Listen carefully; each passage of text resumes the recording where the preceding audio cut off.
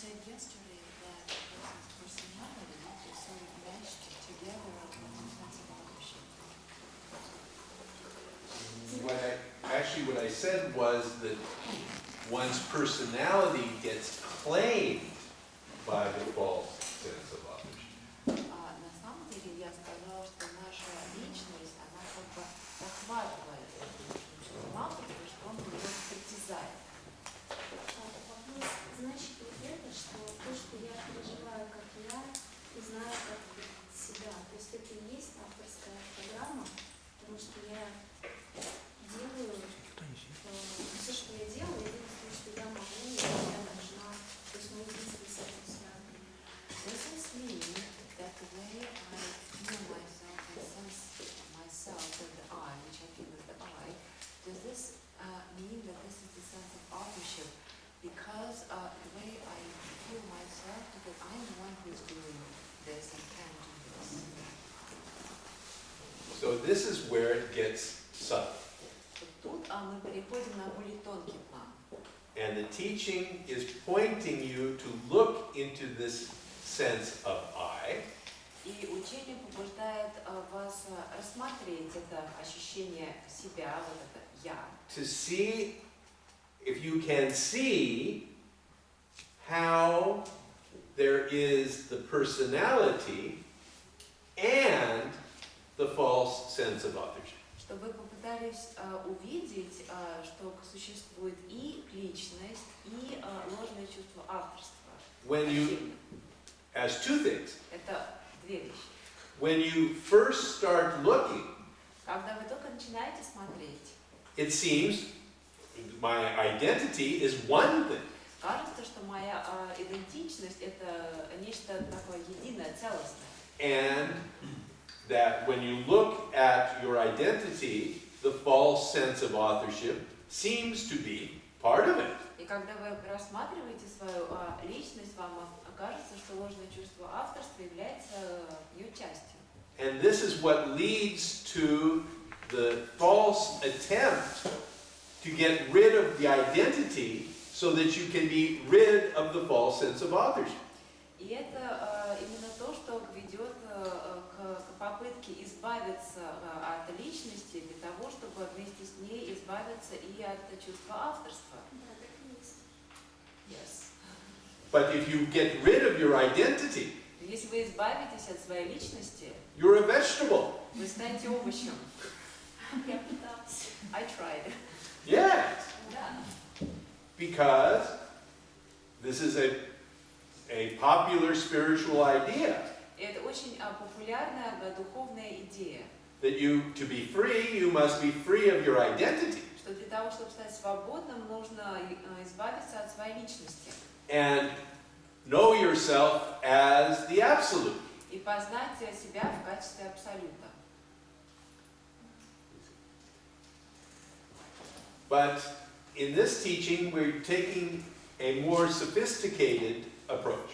Но в этом учении у нас такой более тонкий подход, Because when you look at the sage, потому что если вот мы посмотрим на мудреца, you look at Ramana Maharshi. например, вот возьмем Роман Махарши, And when he was alive, if you went to the ashram, когда он был жив, вот если вы тогда поехали в ашрам, and you see him walking, вы бы там, увидели, как он там ходит, and you say, Ramana, вы бы его позвали к Романа, he turns around.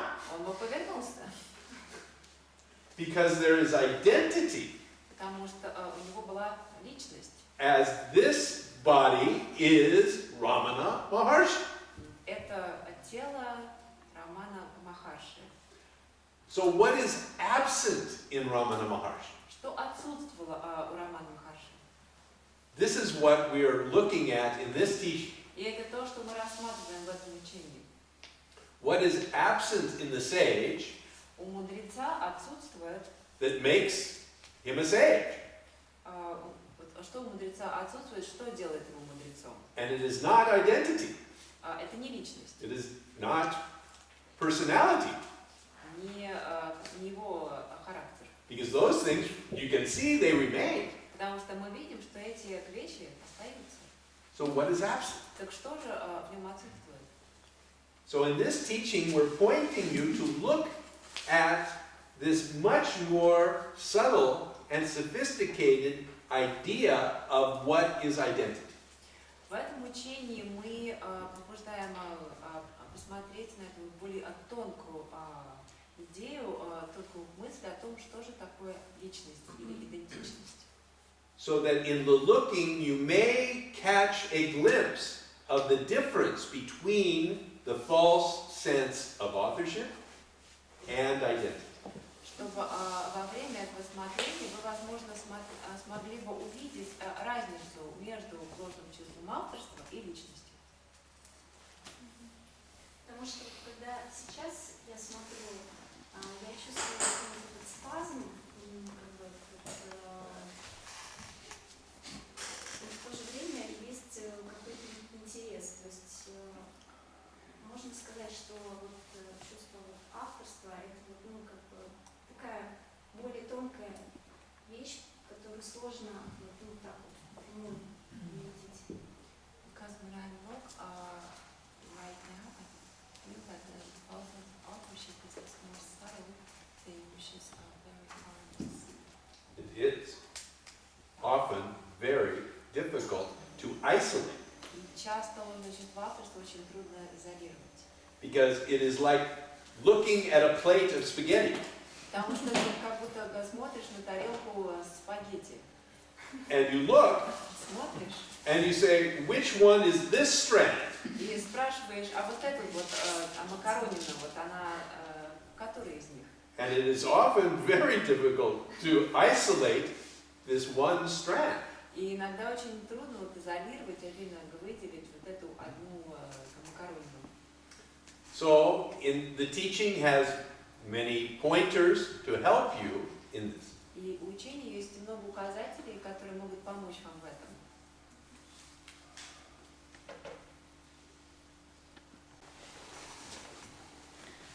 Вот примерно месяц назад у меня произошел такой опыт, когда как бы внутренний взрыв, и вот это мое чувство идентичности, авторства, его как бы разбросало по всей вселенной, это я мое, оно как в этот момент исчезло.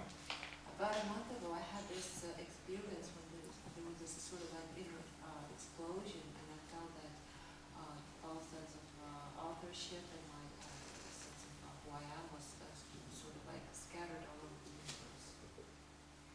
Ну, потом начались интенсивные различные переживания, еще, так сказать, собиралось это чувство я, как бы оно смешано с чувством ложного авторства, разрывало, все там где-то в течение недели был такой бурный процесс. Как бы смешивалось и Да. and then like during the week, I continued having these experiences when all sense of authorship and my sense of personality, so like they got together again and then fell apart again, and this kept on for about a week. Потом установилось такое какое-то ровное состояние, когда это чувство ложного авторства, оно не то чтобы возникает, оно как бы где-то как будто бы что-то такое, как начинает собираться, сразу же туда идет внимание, и оно исчезает. And then this thing started happening that with false sense of authorship, it began to appear, and then the moment you turn your attention to it, it started to go away, it would go away. Личностная идентификация видится в каком-то игровом варианте, в каком-то легком, когда, так сказать, то, что происходит со мной, это происходит как бы в неком таком игровом варианте. Ну, я не могу точнее описать, это очень долго надо говорить. And the way that I saw my own personal identity was like it was a game, and everything that was happening to it in the way that it was happening was like we're a game, and I can't explain it any better. Это наблюдается как игра сознания, и в этом, внутри этого сознания, в том числе возникает некая идентификация в виде «я», и это все одновременно, все происходит как часть вот этого всеобщего функционирования. It's like this a game or play of consciousness in which I see the I, like my own personality, like it plays in myself, part of this bigger play of like everything else. Можно сказать, что все есть сознание, но самого сознания его и нет. Оно как We can say that everything is consciousness, but at the same time, consciousness itself, like as itself, is things когда мы начинаем I'm sorry, what was the last? absent. Like you can see that everything is consciousness, but consciousness itself is not there. это как бы полное отсутствие бытия, которое одновременно проявлено как тот мир, который мы, собственно, наблюдаем. It's like a complete absence of existence, which at the same time manifests as everything which we see and understand the world. Ну вот вопрос в том, вот это вот как бы чувство, да я же не знаю, это чувство ложного авторства или просто какая-то часть идентификации меня, оно как будто бы возникает в какой-то момент, туда идет внимание, и оно исчезает. Вот этот вот момент, как вообще, вот об этом хотелось бы поговорить. So I have a question. It's basically about this moment when there's a false sense of authorship that appears, and then the moment you turn your attention there, it goes away again. Как это нормально, это исчезнет, не исчезнет, это вообще... Like, is this normal? Is this going to go away, or?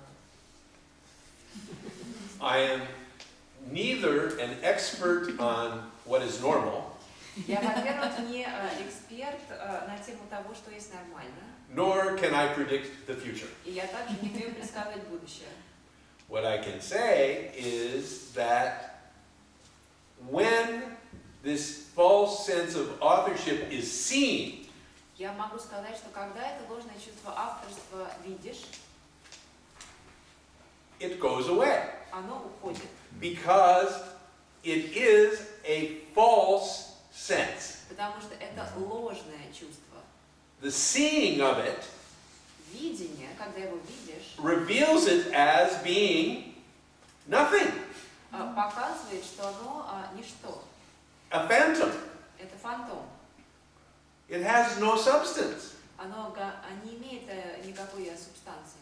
It only has substance when it is not seen. Оно имеет хоть субстанцию, какой-то вес, когда его не видишь. We can say this. But immediately on seeing it, it disappears. Но как только его видишь, оно исчезает. And that is the basis for the pointers of this teaching. И это то, на чем основаны указатели этого учения. It says, look, Они говорят, посмотри, look here. посмотри вот сюда. If you can see this false sense of authorship, Если ты сможешь увидеть это ложное чувство авторства, its power evaporates. его мощь исчезнет. Because when you see it it is a false sense. Потому что когда вы видишь, то видишь, что это ложное чувство. You see it for what it is, И ты видишь то, что оно есть на самом деле. without substance. Что это нечто без субстанции.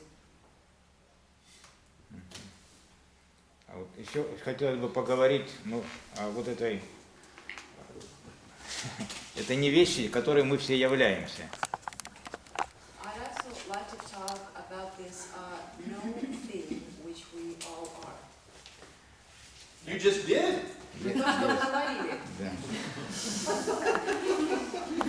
You just said it is this no thing out of which everything comes. Вы только что сказали, что это вот не вещь, из которой все появляется.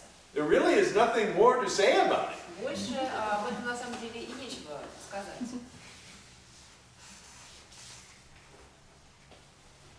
Если у другого человека увидеть это ложное чувство авторства, оно тоже может исчезнуть?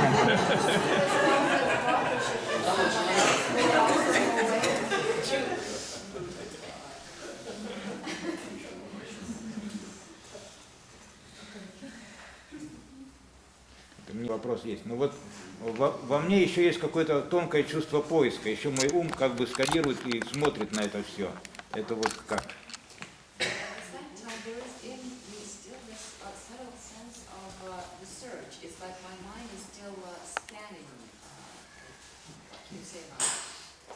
That's what's happening. Это то, что происходит. Very simple. Очень просто. This is what is happening. Это то, что происходит.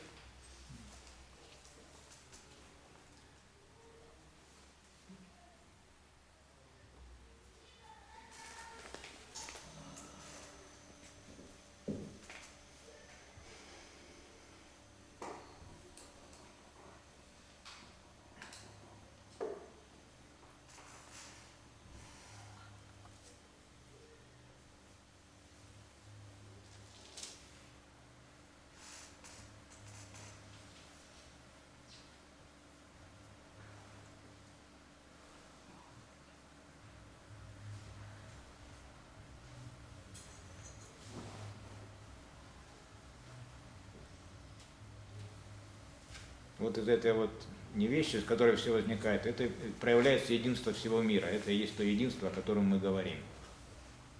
Через Это них так? проявляется, да? Да, через вот это возникновение этого всего, потому что это одно все, и оно неделимо по сути. So this no thing which we were talking about, it's that through which manifests the whole world, the whole unity, right? Because it's something which is united and one.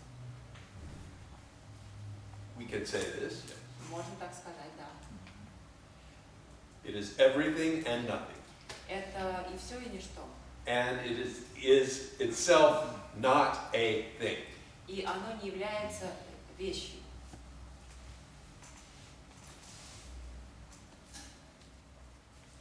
Оно само на себя смотрит, анализирует, дышит, думает и проявляется. Одновременно все происходит.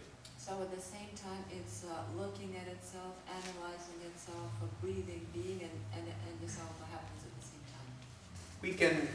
We can say this, Мы можем это сказать, but it is only a way of talking, но это просто для того, чтобы что-то сказать. a way of talking about that which cannot be talked about. Это наш способ говорить о том, о чем нельзя говорить. So we give it a identity, Поэтому мы наделяем ее какой-то личностью, идентичностью. and then we say it does this and it does that, И потом мы говорим, что вот она вот делает вот это или то.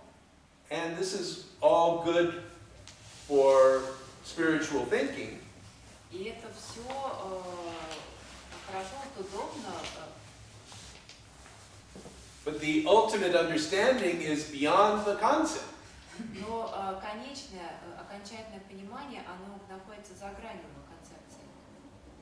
Because that, whether we call it consciousness or totality, Потому что как мы это не называли, сознание или тотальность, cannot be known. это нельзя познать. Because it is what we are. Потому что это то, что мы есть.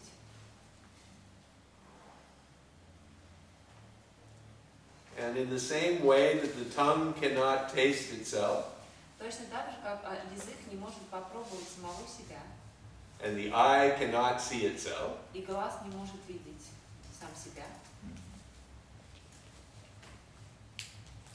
it cannot be known. это не может быть познано.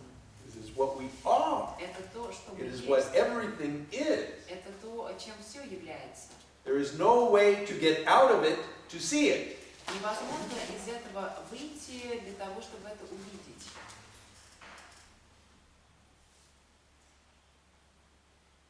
Это как чувство интуитивного тождества со всем этим. So it's sort of like a feeling of an intuitive, a feeling of being a part of this. No. The intuitive feeling of being part of it is an experience. И вот это вот интуитивное чувство тождественности, это некий опыт, переживание. I am part of it. Вы говорите, я являюсь частью этого. And that experience comes and goes. И это переживание приходит и уходит. You are it. Но вы и есть это. Full stop. И точка. Это и есть окончательное понимание? Is this the ultimate understanding? Yes. Да. Right before I said anything. И это сказала до того, как я что-то сказал.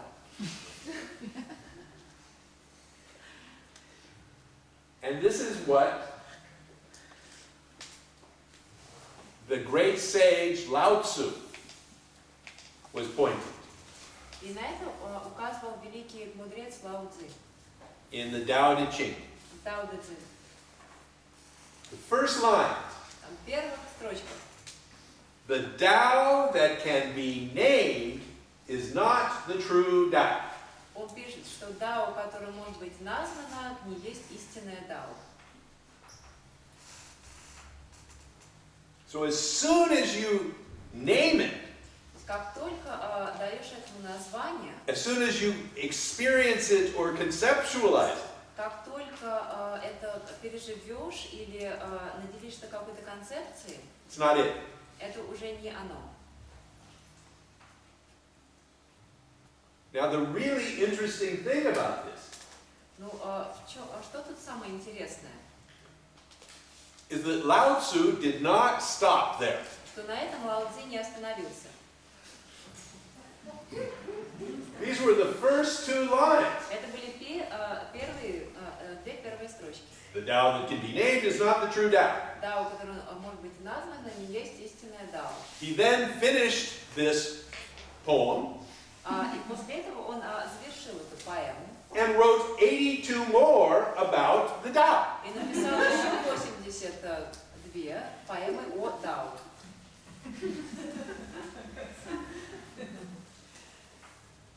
And we are doing the same thing here. И мы здесь делаем то же самое.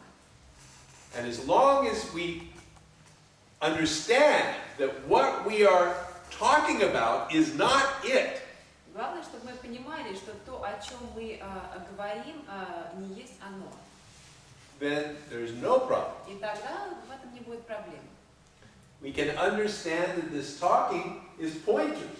Мы можем понимать, что граффити разговоры – это указатели. The talking is not the truth. Говорение не есть истина. The experiences and the concepts are not the truth. Переживания и концепции тоже не есть истина. No matter how profound the experience, И не важно, насколько глубокие эти переживания. it is still a pointer beyond. Это все равно указатель на что-то за его пределами.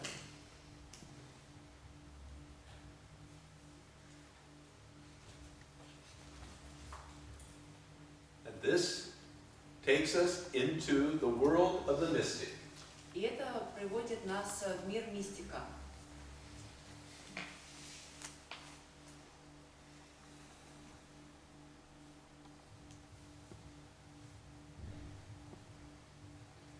Ну, как вот ум хочет кусочек пирога в форме понимания и оставить, пользоваться, контролировать. But the mind wants a piece of the pie in the form of understanding and to have it stay, to use it, to control it. Yes, that's what minds do. Да, так ведет себя ум. A good thing. И очень хорошо. Minds are very useful. Умы очень полезные штуки. They help you to function. Они помогают нам функционировать. Unfortunately, they overstep their bounds. Но, к сожалению, они как бы выходят за свои рамки. See, not only can I use this mind to function, Говорят, я не только могу использовать этот ум для функционирования, I can use it to understand the universe. я могу также его использовать для того, чтобы понять Вселенную. Ну что-то, хоть что-то можно понять. Can we understand anything? Что At least something. We understand a lot. Мы много понимаем. A That lot. we understand everything within the context of the mind. Мы понимаем все, что находится в контексте ума. You know your name. Вы знаете, как вас зовут. You know how to get from here downstairs. Вы знаете, как из этого зала спуститься на первый этаж. You know how to open a bottle. Вы знаете, как открыть бутылку. You know many things. Вы знаете очень много. You can brush your teeth. You can dress yourself. Вы умеете одеваться, чистить зубы. You know all kinds of things. Вы очень много знаете. And you've been learning these things since you were born. И вы учитесь этому с самого рождения. Many things. Вы много можете. это форма выживания. This is a form of survival. Ну вот, Yes, exactly. I like to потому что вот третий день я ничего не понимаю. Because Я хочу что-то оставить для себя, подарок. А я не могу.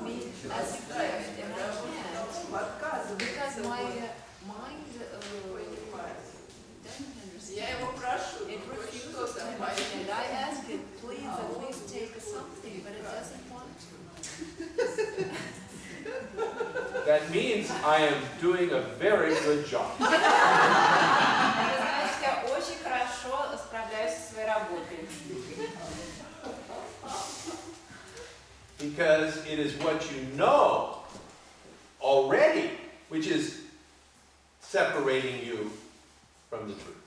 Потому что это то, что вы уже знаете, что и отделяет вас от истины. What one?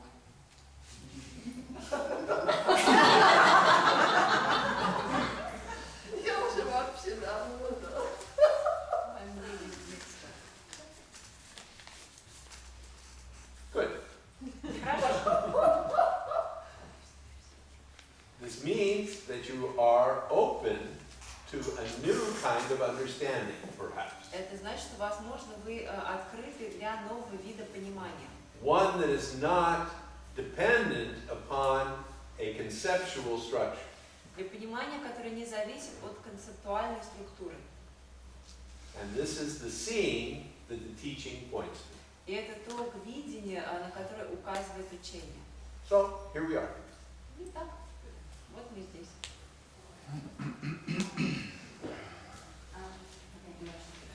Вопрос к предыдущему. Это только часть тела, которая ответственна за переработку поступающей информации, и таким образом мы получаем какое-то знание, то как понять, что является твоим внутренним авторитетом, на который ты можешь основываться? Потому что людей много, и вряд ли это может быть что-то унифицированное. А как найти свой личный внутренний авторитет в таком случае? So if we, as based on what we're talking about right now, if we say that the brain is just a part of the body which helps to process incoming information, how can we find some inner orientation or some inner compass? Because we know a lot of different people who say different things, and how we find like our own inner structure. So, that is what is happening here. Это то, что происходит здесь. There is this process that is going on here. Здесь происходит некий процесс. There is a presence here. Здесь есть некое присутствие. There is an energy here. Здесь есть энергия. And it is pointing you. И все это указывает. Now, whether this pointing yields the kind of results you want, I don't know. И все это вам куда-то указывает. Даст ли это указание вам тот результат, который вы хотите, я не знаю. But there is something happening. Но что-то происходит. And the fact that you can recognize that there are many different teachers saying many different things. И тот факт, что вы осознаете, что существует много разных учителей, которые говорят много разных вещей. And thus, the orientation or the truth must be found in a different way. И что таким образом истину нужно найти каким-то другим способом. Is a great insight for someone so young.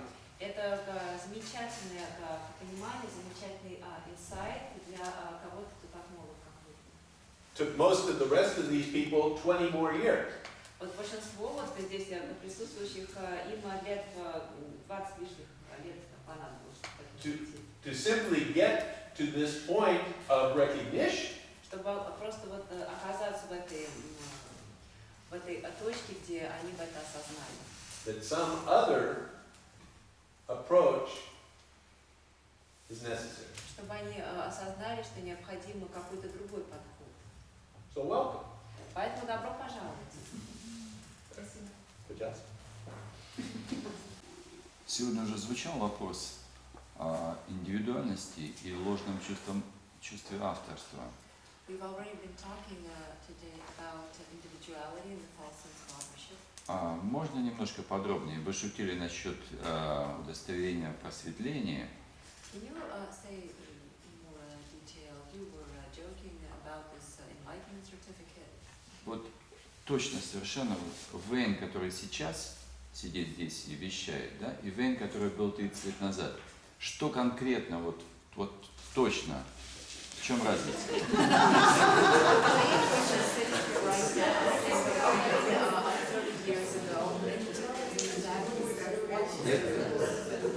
Конечно же, это был процесс. Но вот сейчас, 30 лет назад и сейчас, или я не знаю, сколько там, 35 лет назад.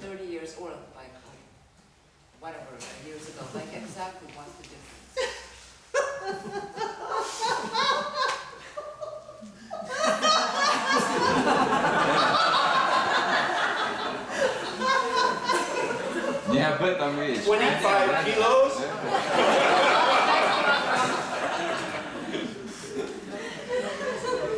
More or less? Более-менее. Half a head of hair? Лицо Пол склеено. головы волос нет уже. I could go on. Я мог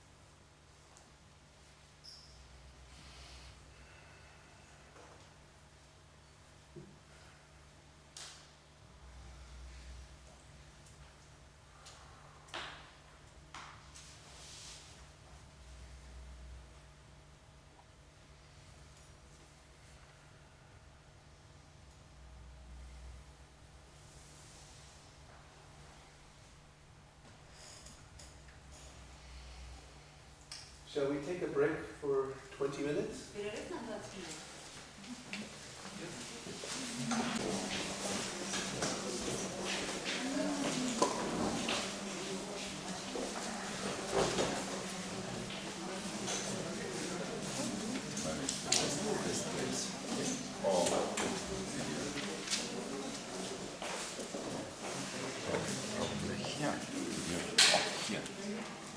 Okay. What is her name?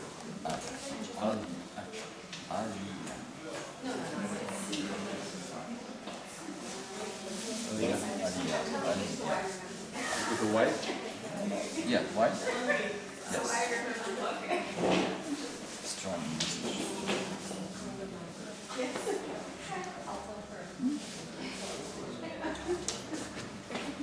Thank you.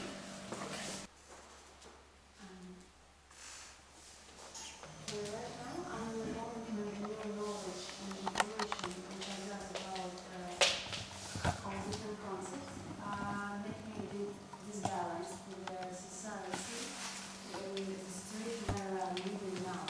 So let's say, I understand that the people who are around me now, they don't understand what those information which I got. My question is not what I should do with it. My question is, did you have this kind of feeling, because it's really uncomfortable and make you scared sometimes, did you have this feeling, and how did you deal with it? How did you manage to find the balance if you have this case between this knowledge, this new information which kind of scared you, and the society system which we are living nowadays, which is actually not about that at all? Say it in Russian. На данный момент я нахожусь в состоянии, когда поиски себя, личности и прочее, по получению новой информации, они перевели какой-то дисбаланс с окружающей социумом, системой. И мой вопрос был к твоему, как было ли у него такое чувство страха, когда ты получаешь, знаешь, что новое, было ли у него это чувство страха, и если да, то как он с ним справился?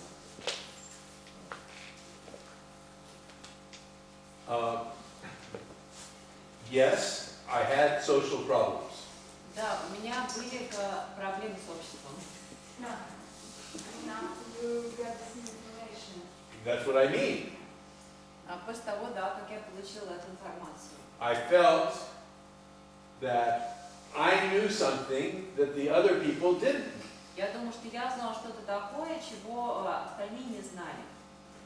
And so I felt separated from them. Я чувствовала, что я отделен от них, от этих людей. And when I tried to talk to people about my new knowledge, И когда я пытался говорить с людьми о своих новых знаниях, they didn't understand. они не понимали. Not only that, they were quite antagonistic. И более того, они были очень даже антагонистичны. And I was very surprised, И я был очень удивлен, of course, конечно. but that's how it was. Но так все было. Now, everyone has their own path. Но у каждого свой собственный путь.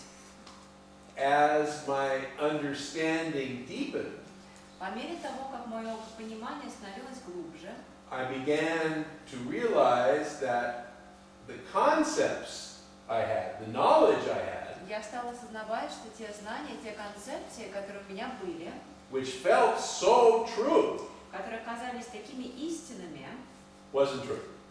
Такими не были.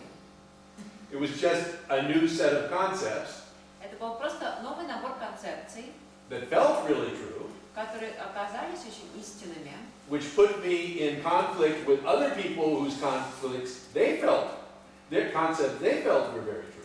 и которые заставили меня конфликтовать с людьми, у которых тоже были концепции, которые они считали очень истинными. So it is part of the process, Это часть процесса. and it can be difficult И это может быть трудно. until such time as there is a simple peace with what is. До того момента, как не наступает покой и такое примирение с тем, что есть. It has nothing really to do with your new knowledge. И это на самом деле не имеет никакого отношения к вашим новым знаниям. Other than the fact that your new knowledge is a stepping stone for this deeper understanding. Ваше новое знание – это просто как еще одна ступень к вашему новому пониманию. Которая по отношению к каким-то, даже не к каким-то конкретным вещам, а базовое чувство неприятия. По отношению. Оно не конкретное, оно вообще. I've come to notice something which has been going on for a long while. It's sort of like a basic feeling of non-acceptance, not just something in particular, it is an underlying non-acceptance. Я пытаюсь увидеть источник этого. I try to see the source of this. Когда я смотрю, я вижу, что, возможно, этим является, когда возникает идеальная картинка и реальность, вот о том, о чем вчера говорили, как две... Sometimes I see that what we were talking about yesterday, we have like the ideal and the reality, and they are different. Но иногда я не вижу причину. Это как некое базовое чувство, не имеющее, в чем может быть причина? Куда посмотреть? Sometimes I don't see the reason. It's sort of like this underlying feeling, and I don't see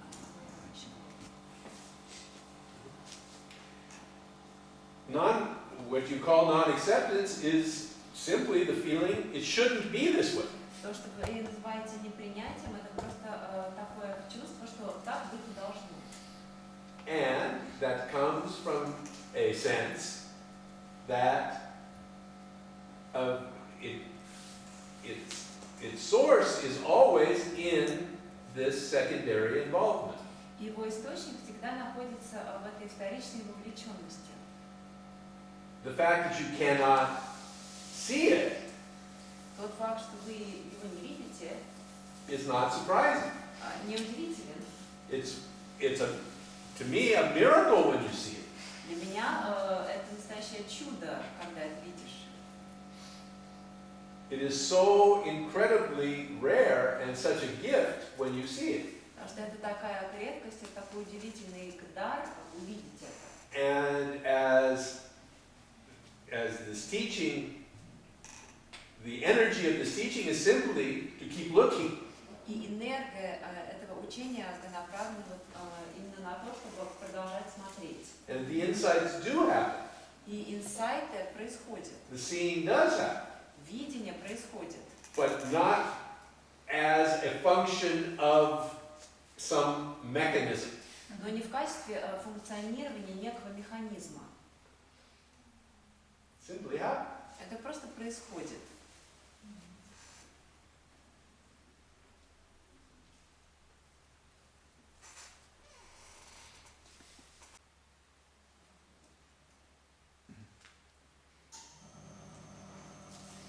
Если продолжить тему эмоций, допустим, так называемых, хороших, плохих, есть люди, например, моя мама, у которой тоже есть такие вот какие-то ментальные жесткие такие установки, вот она говорит, что люди духовно развитые, просветленные, они не имеют права на негативные какие-то эмоции, они не должны их испытывать, тем не менее они гневаются, и они, в общем-то, тоже проживают это все, как с этим, что это краски жизни, это какие-то энергии, они проходят независимо от нас, как их правильно проживать, что это?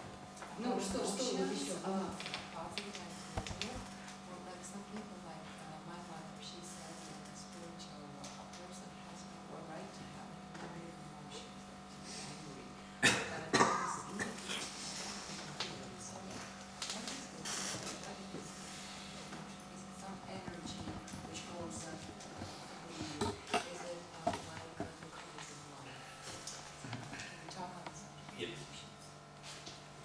So this teaching points you to look into your own emotions.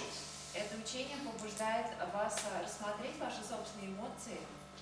These emotions arise. Эти эмоции возникают. They happen. Они происходят. So this is true. Это так. Now we can begin to look underneath these emotions. И теперь мы можем начинать рассматривать то, что кроется под этими эмоциями. What are they arising out of? Из чего они возникают? They are certainly arising out of your nature Они совершенно точно возникают из вашей природы in this moment, в этот данный момент. in the moment that the emotion arises. В тот момент, как эта эмоция возникает. Because you will notice that in different moments, И вы заметите, что в разные моменты an event will trigger an emotion or not. Событие будет вызывать какую-то эмоцию или не вызывать. So we'll take something very simple. Возьмем что-то очень простое. That you're driving and someone cuts you off. Например, вы идете к машине, вас кто-то подрезал. One moment, В какой-то момент это для вас не проблема. you put on the brake, Вы нажмете на тормоз, you go on with your conversation, продолжаете разговаривать, or whatever you're thinking about, or или о чем-то думаете, nothing. ничего. In another moment, А в какой-то другой момент someone cuts you off, кто-то вас подрезает, and you're screaming at вы them. начинаете орать на него. Same event, То же самое событие triggering a totally different emotional response. вызывает совершенно разный эмоциональный ответ. So, that which is responding is changing. То есть то, что реагирует, меняется. So it is still the same person, Это все до сих пор тот же самый человек. but the structure of this person is in constant change. Но структура этого человека постоянно меняется. And now we look at what makes these things change. Теперь рассмотрим на то, что же это заставляет What makes us change moment to moment? Что заставляет нас меняться от момента к моменту? There are certainly physical things.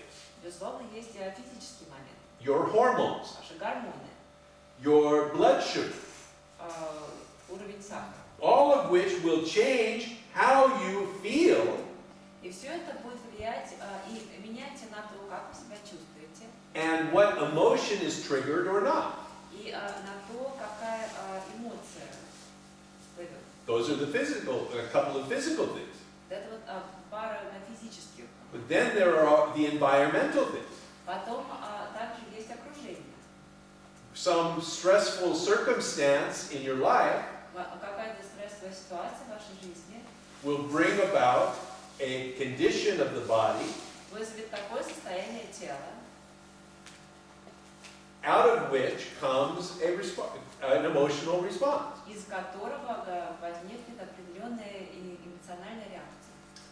So, Итак, what is responsible for the response, we can say, is the condition of the body. мы можем, что за реакцию отвечает состояние тела. Now, we say, did I make my body this way? А теперь можем спросить, а я ли сотворил свое тело таким образом?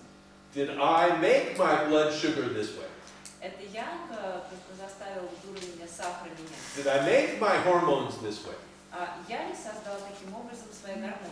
Did I make the circumstances of my life this way? Я ли создал такие обстоятельства в своей жизни?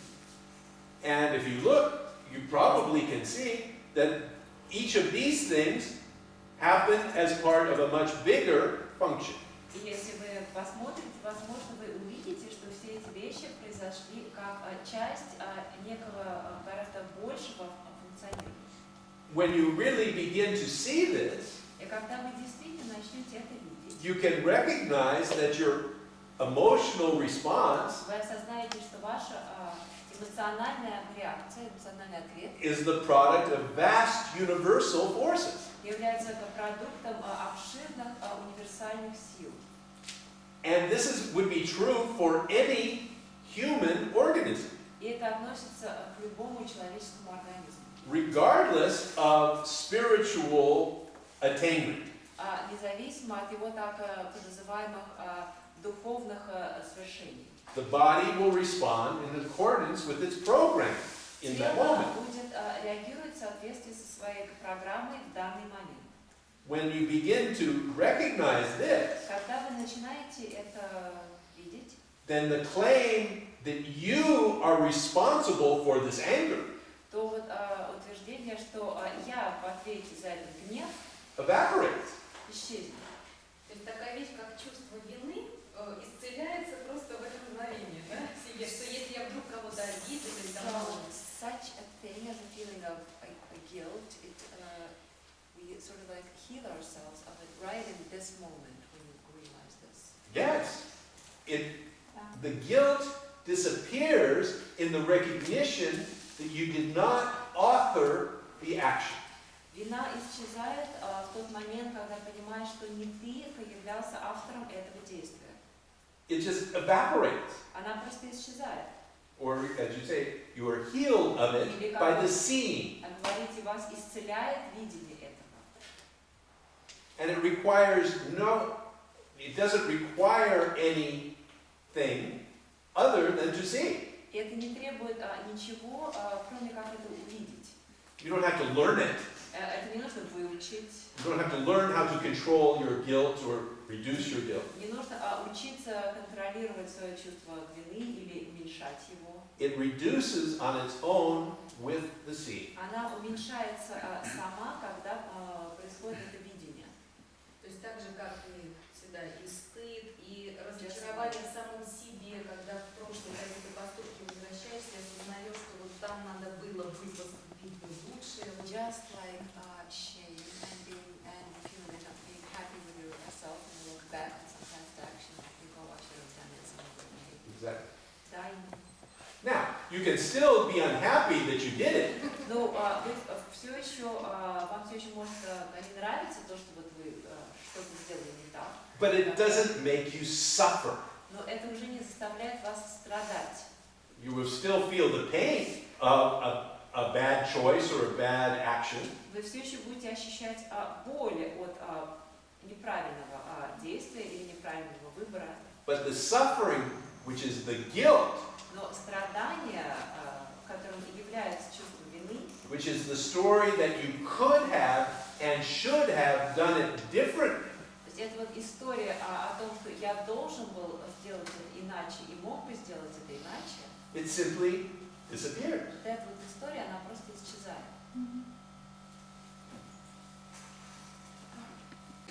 I'm asking not about shameless or fear, but about responsibility. I mean, if we understand that our emotions are produced as a wave, as which is going automatically and not dependent on any kind of object or person, which is happening inside of us. So the question is really responsible when we understand that our emotions are getting down now and everything going to be upset for us. Is it really responsible to go in society and say, yes, because I never regret about what I've done, because I accept myself, but is it responsible for the society to behave like that? Вопрос не про стыд или чувство вины, а про ответственность, которую мы несем, потому что если придерживаться концепта Уэйнома, что эмоции возникают сами по себе автоматически, они не связаны ни с моментом, ни с ситуацией, ни с человеком, то насколько это ответственно, понимая, что вот сейчас мы находимся на низкой эмоциональной шкале, нам будет все раздражать и бесить, насколько это ответственно говорить о том, что да, я это принимаю, осознаю, мне на это, грубо говоря, наплевать, я такой, какой я есть, и жить с этим в обществе. Вот такой вопрос.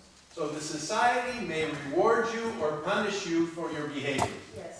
Общество вас или наградит, или, возможно, накажет вас за ваше поведение. That's obvious. Это очевидно. But what we are concerned with here is personal suffering.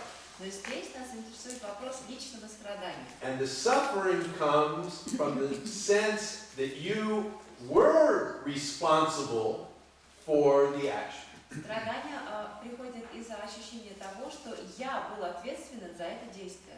It does not come from outside. Оно не приходит извне. That suffering comes from inside. Это страдание приходит изнутри. It is the claim that you could have and should have done it differently. Это вот это предположение того, что я мог бы сделать это иначе и должен был бы сделать это иначе. А что касается семьи, допустим, я понимаю, что я не буду страдать в обществе от того, что я сделала, но есть семья, чье мнение мне интересно. Я страдаю не от того, что я сделала или не сделала что-то, я могу страдать от того, что близкие люди, которые, семья в частности, могут от этого быть огорчены. И от их эмоций я могу страдать, а не от того, что я сама себя обвинила. Нет. And what about a family, for instance, because I can also inside a family I can suffer because of the fact that people close to me also will suffer. Из-за каких-то ваших действий, да? Да, то есть я не переживаю, что я это сделала, я переживаю, что я от этого like, плохо. I can have no feeling of personal guilt, but I can still be really suffer because what I'm doing harms them in some way and suffer because they are suffering. Okay. So now we have to get to a more subtle distinction between pain and suffering. Теперь мы подходим к такому более тонкому ограничению, к разнице между болью и страданием. When your actions cause pain to those you love, Когда ваши действия приносят боль любимым людям, you may well experience the pain of this. вы вполне можете ощущать от этого боль. You don't want to hurt these people, Вы не хотите приносить боль этим людям. and yet they are hurt. И однако они ощущают боль. And you can be very sorry that this happened.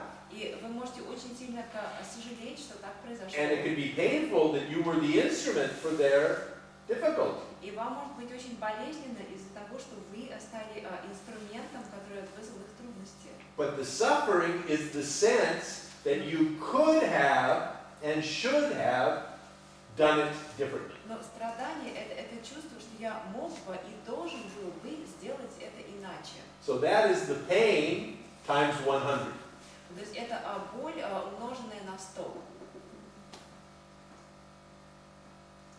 So the pain is not optional. От The pain is part of being alive. Боль – это часть жизни. It is the other side of pleasure. Это обратная сторона удовольствия. And when you do something and your loved ones are enriched and their lives are made better, А когда вы делаете что-то, что обогащает ваших близких, что делает их жизнь лучше, it is a real joy to be the instrument for their benefit. это настоящая радость понимать, что вы инструмент, который что-то может сделать им во благо. But without the sense that you authored this action, there's no pride.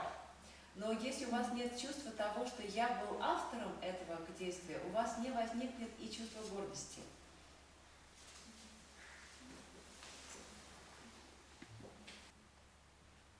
Вот еще в Будде принадлежит такая фраза известная, да, что твой ум творит этот мир.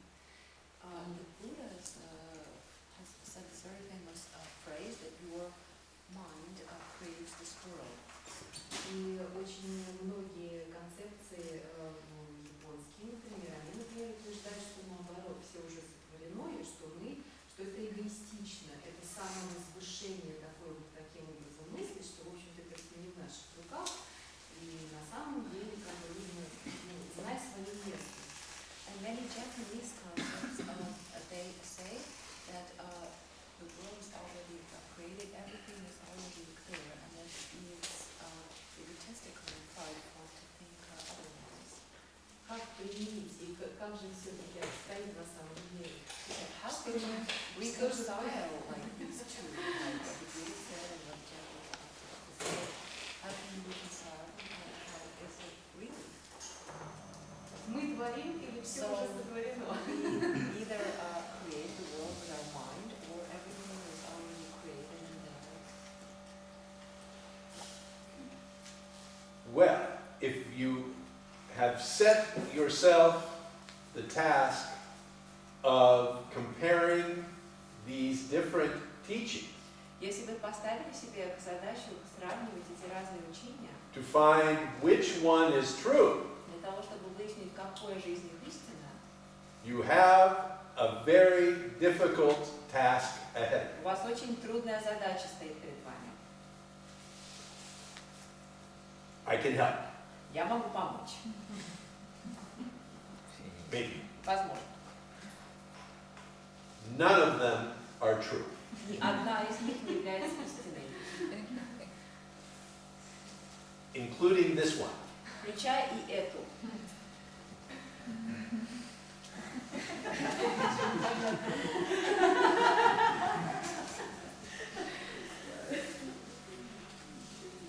These are simply pointers to a truth. Просто указатели, указывающие на истину. So you have a hammer У вас and есть you have a screwdriver. молоток и есть отвертка. Which one is true? Какой из них истинный?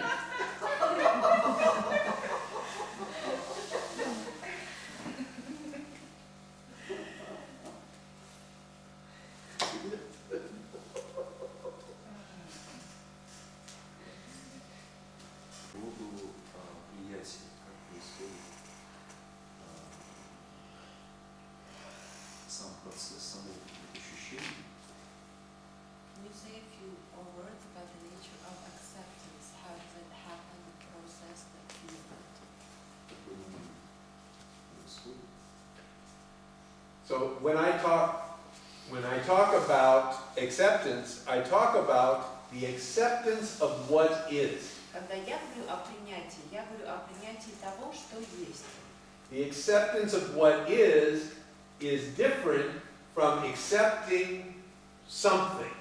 А принятие того, что есть, оно отличается от принятия чего-то.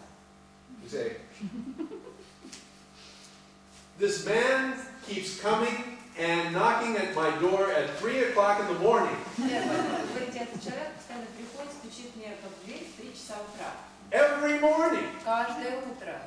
He's drunk and he thinks he lives here. Он пьяный, и он думает, что он тут живет. I can't accept it. Я не могу этого принять.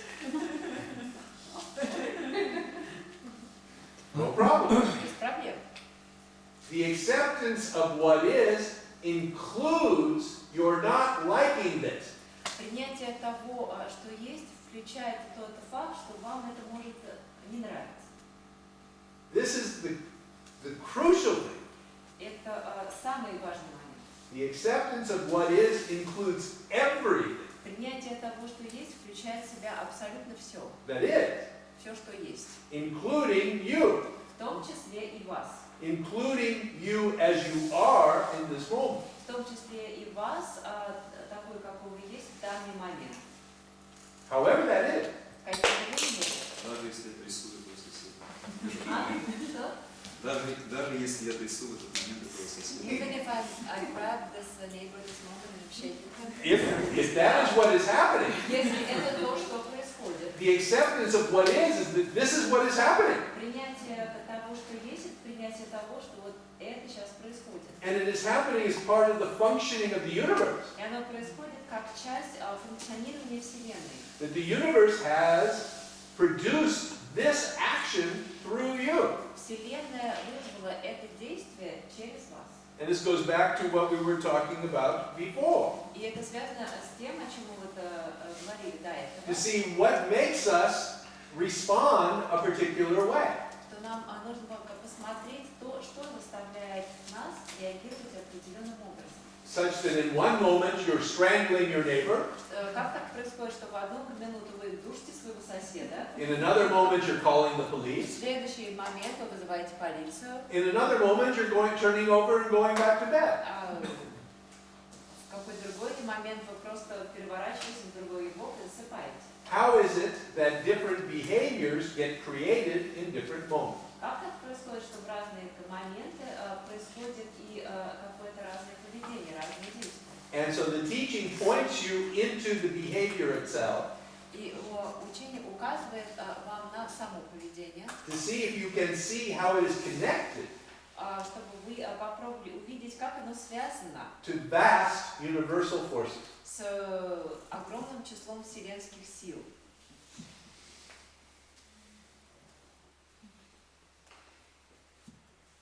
And this seeing is the acceptance of what is. И это видение и есть принятие того, что есть. This is what it is, Это то, что есть. including my liking it or not. И это включает в себя тот факт, что мне это может нравиться или не нравиться. Можно спросить вас, чем это отличается момент принятия? Необходимо ли это просто некое условие для того, чтобы, например, создание намерения? This moment of acceptance, like what would be necessary for instance, the creation of an intention.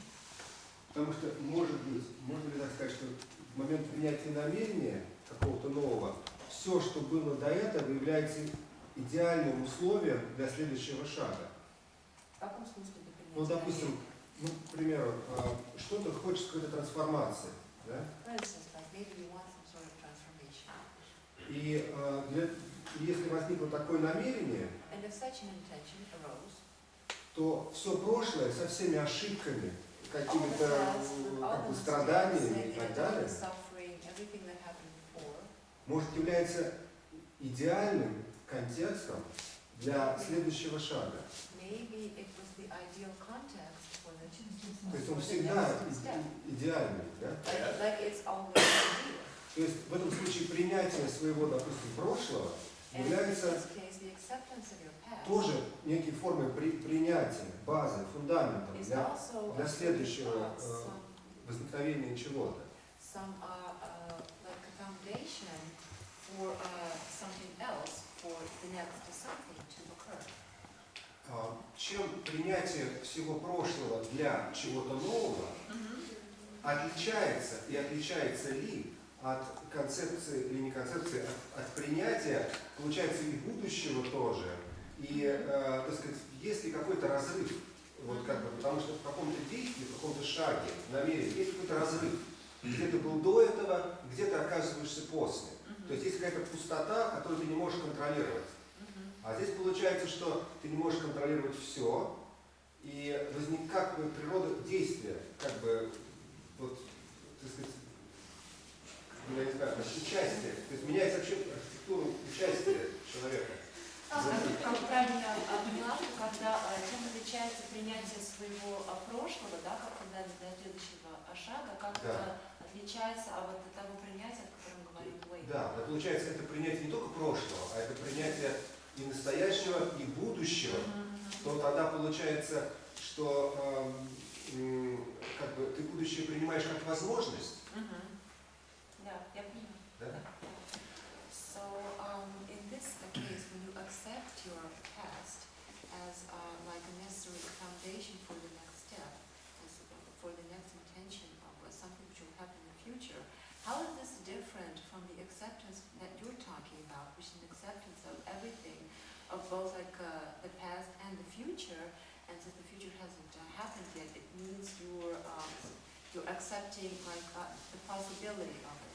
No, the acceptance of what is in this moment. Принятие того, что есть, оно в данном моменте. It is how things are now. Это принятие того, как все есть сейчас. The past and the future, we can say, are part of now. И прошлое и будущее мы можем сказать, что они являются частью того, что сейчас. If you like that concept. Если вам нравится эта концепция. But Но the acceptance of what is has to do with what is now. Но принятие того, что есть, имеет дело с тем, что есть сейчас. And that includes everything. И это включает в себя все. Получается, что в каждый момент у одного и того же человека или у разных людей вот это сейчас, включая прошлое, настоящее и будущее, разного как бы объема, что ли. То есть, So in each moment, like for different people, the acceptance of this now, which would include both the past, the present, and the future, would be like of a different like size, a different caliber, Yeah. a different volume. Yes. Totally. Да. Because it is total. Потому что оно тотально. Total. А вот можно спросить, например, да? Положим, если так представить жизнь, это как бульон, да? Ну туда кидает там все, ну, положим, это, и там все варится, да? If we were to imagine that life is like a soup in which you put all the stuff in and it's in your boiling. Предположим, в этом бульоне там где-то войны, где-то страна расцветает, где-то там происходит. Происходят различные события, да? И вот в этом мировом бульоне получается, ну вот что-то же происходит именно поэтому, например, в одной стране война там идет, в другой, например, что-то другое.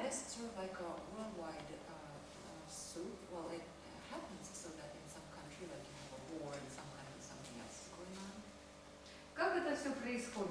Это что, есть какие-то законы?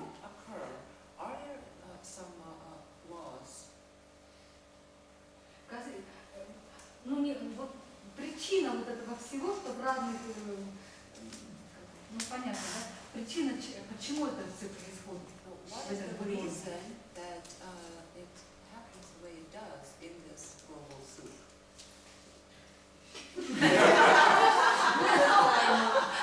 Причина следственной связи на самом деле нет, да? As I understand, there is no cause and effect connection. All I know Все, что я знаю, is there's this soup. что есть этот вот суп. And it has all of this stuff in it. И в нем вот все эти ингредиенты. I like some of the stuff in the soup. I don't like other stuff in the soup. Некоторые из них мне нравятся, некоторые нет. When I'm eating the soup, Когда я ем суп, I try and get the stuff I like, я пытаюсь из него выудить то, что мне нравится, if I can. если могу. But sometimes Но иногда I get stuff that I don't like. я получаю то, что мне не нравится. But I have no choice but to eat the soup, Но у меня нет иного выбора, кроме как продолжать есть суп. or I'm dead. Или умру. Значит, как если законов нет, причина или просто So there are причина no cause and следственной effect. связи нету. And there is Просто no cause and effect. мы своим умом Just это we придумываем. with our minds just to И follow this up. реагируем каждый по-своему. And we react, each person in a different way, in our own way. If you look, I think you can see this. Я думаю, что если вы посмотрите, вы это увидите. That there is the soup. Вы увидите, что есть суп. We can draw notional lines between things. Idea lines. Мы можем соединить вот разные моменты в этом супе такими вот линиями, ну, основанными на идеях. And we call these lines cause and effect. И мы называем эти линии причинно-следственная связь. And they have to do with patterns. И они связаны с определенными паттернами. Our minds organize things into patterns. Наш ум любит все организовывать в паттерны. And this allows us to function. И это позволяет нам функционировать. And the patterns are a very simple way to simplify the soup. И паттерны это очень такой способ упростить суп. So that we can Порядочность. function. Чтобы мы могли функционировать. Because if we have to take everything at once, Потому что если нам нужно как бы все сразу это взять на себя, there's too much, it's too complicated. всего слишком много и все это слишком сложно. We can't function. Мы не можем функционировать. So our minds simplify things. Поэтому наш ум упрощает. I'll give you an example. Например, We say мы говорим, that flipping the light switch что если нажать на выключатель, causes the light to go on. то включается свет, что свет включается из-за того, что нажимаешь выключатель.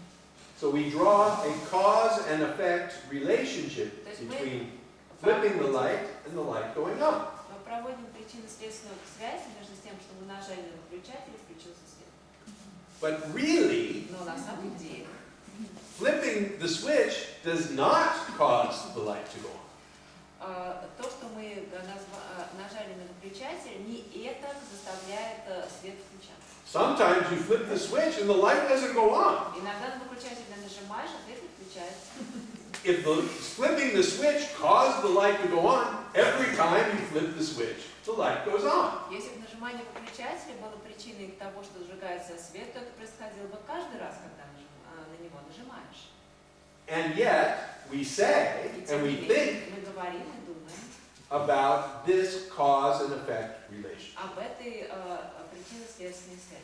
And we would teach our children, И мы учим наших детей in order to function, для того, чтобы они могли функционировать. if you want the light in the room to go on, Но если ты хочешь, чтобы в комнате включился свет, flip the switch.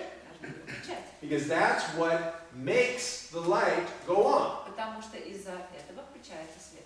As long as you understand that this is only a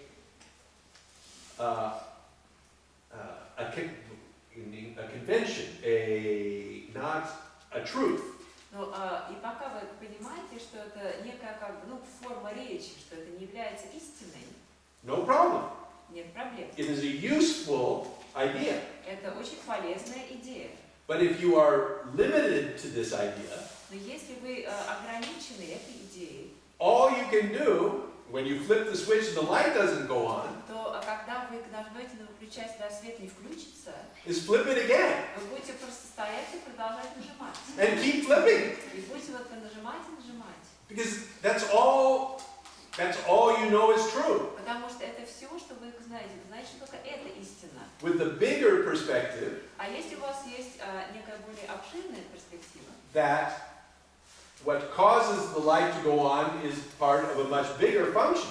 то вы видите, что то, что заставляет свет загораться, это является частью гораздо большего функционирования.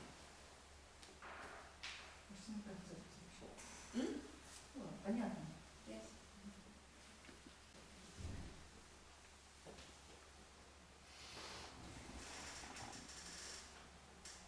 Значит, в этой жизни мы вообще, получается, мы опутаны этими концепциями и живем только благодаря им.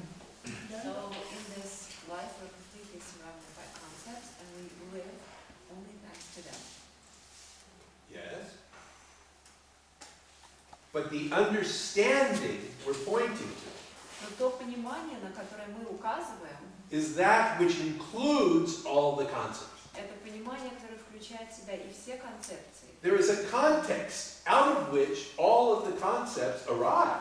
Есть некий контекст, из которого возникают все концепции. So it isn't nihilism. То есть это не нигилизм. It is actually to recognize the wholeness or unity of everything. Это когда мы признаем целостность или единство всего.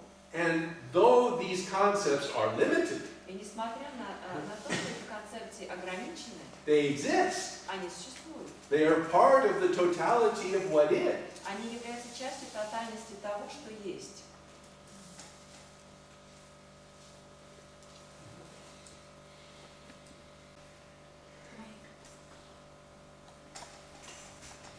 У меня такой вопрос. Чем больше я смотрю на то, что происходит в моей жизни, тем больше я понимаю, что ничего не контролирую. То есть это такое осознанное чувство собственного бессилия. The more I look at what's happening in my life, the more I realize that I don't control anything. I realize this powerlessness. Это не касается того, что я переживаю. Я могу переживать очень прекрасные вещи и как бы глубоко драматические, но вот все глубже и глубже это чувство собственной беспомощности. This isn't in any way connected to my experiences. I can have a wonderful experience, bad experiences. This feeling of powerlessness is still there. То есть каждый день я просыпаюсь и ныряю в новую воду, темную воду. Я не вижу, что там, кто там будет. Золотые рыбки, акулы, Each day I wake up and I dive into new unknown waters, and I don't know who I'll meet there, goldfish or sharks. Иногда это происходит с чувством абсолютного доверия и принятия. Я просто ныряю с любопытством. It's accompanied by a feeling of trust and acceptance, and I dive in with the curiosity of a child. В другой день я ныряю туда просто в холодном поту, потому что Other days I dive in a cold sweat. Потому что встают тени всяких миражей, призраков или, может быть, реальных чудовищ. Because I see in there the shadows of these real ghosts, or maybe these are real monsters. То есть, как бы, и я смотрю на вас. Look at you. Я знаю, что вы тоже так ныряете каждый день. And I know that you also dive in there every day the same way. Но без страха. But without the fear. No. When I wake up and I look into the water, Когда я просыпаюсь, я смотрю в воду. and I see there are sharks there, Я вижу, что там есть акулы. I'm afraid Мне страшно. of what is there. Я боюсь того, что там. But I am not, if I look and I don't see anything, А если я смотрю, я там ничего не вижу. there is no fear of what might be there. У меня нет страха, я не боюсь того, что может быть там. Да. Я эту грань, как бы, то есть, если я уже вижу акулу, я боюсь, и я все равно туда иду, потому что такова моя жизнь. If I see a shark and I'm afraid, but I still go in there because this is my life. То есть, конечно, страх, то есть я так понимаю, что есть страх персональный. And as I understand it, there is the personal fear. И есть имперсональный мир. And then there's also the impersonal world. Без согласия с тем, что, ну вот, акула. It's when you, yes, well, the shark is there. And like you agree with it. Конечно, я постараюсь избежать. Who agrees with? Кто с ним согласен? С тем, что я захожу в эту воду, что вот в эту темную воду я ныряю каждый день совершенно непредсказуемо для себя. То есть жизнь непредсказуема, это факт. the fact that I dive into these waters every day, not knowing what I'm gonna meet there, you cannot predict it. Life is unpredictable. Есть одна часть меня, которая как бы относится к этому с любознательностью ребенка и чувством доверия к миру. And there's a part of me which sees the world with the curiosity of a child and with a trust in the world. И есть часть ума, которая тем больше паникует, чем больше она осознает свою беспомощность. Which panics more and more because it realizes more and more its powerlessness. Okay, so we've got a couple of different things going on. Yes. У нас как бы одновременно несколько вещей происходит. So what you're describing is the last thing you were describing is the involvement by the false sense of authorship. Последнее, о чем вы говорили, это вовлеченность в процесс ложного чувства авторства. When you look and you see something Когда вы смотрите, вы там что-то видите, that you identify from your experience as dangerous, что-то, что вы из вашего собственного опыта определяете, что это для вас опасно. the organism experiences fear based on its past experience. Организм испытывает страх, основываясь на своем прошлом опыте. And this is not suffering, this is fear. И это не страдание, это страх. When you wake up and you look into the clear water, Когда вы просыпаетесь и смотрите в чистую воду, and there is fear и при этом возникает страх, of what could happen. страх того, что может произойти. This is what we call the involvement by the false sense of authorship. Это то, что мы называем увлеченностью ложного чувства авторства. There's nothing there to be afraid of that you can identify. Там нет ничего, что вы могли бы бояться. Вы там не идентифицируете, не видите ничего, что можно было бы бояться. There may be mermaids. Возможно, там русалки. There may be sharks. А возможно, акулы. You get what you get. Вы получаете, что получаете. Я это осознаю, то есть вот просто хотела рассказать о своем процессе, что Yes. чем больше осознанность в своей беспомощности, It's just when my powerlessness, when we think of powerlessness gets more when I'm conscious. тем включение чувства собственного авторства становится более травматичным, потому что ему даже не страшно. The involvement of the false sense of authorship is more traumatic because it gets more afraid. Yes. Как бы это такой контраст нарастающий. So it's a contrast which gets bigger. Yes. И у меня появляется такое чувство, что в какой-то момент чувство собственного авторства может просто сойти с ума. And I have a feeling that at some point the false sense of authorship will just go crazy. Yeah. Вот что-то такое, да. То есть оно доходит до точки, оно снова и снова, каждый раз, когда включается, оно видит, что ну вот ничего. Because each time it sees again and again, it can do nothing. Yeah. That's That is the story. Такова история. Absolutely, that is the story. Да, именно такова. That is what is happening. Это то, что происходит.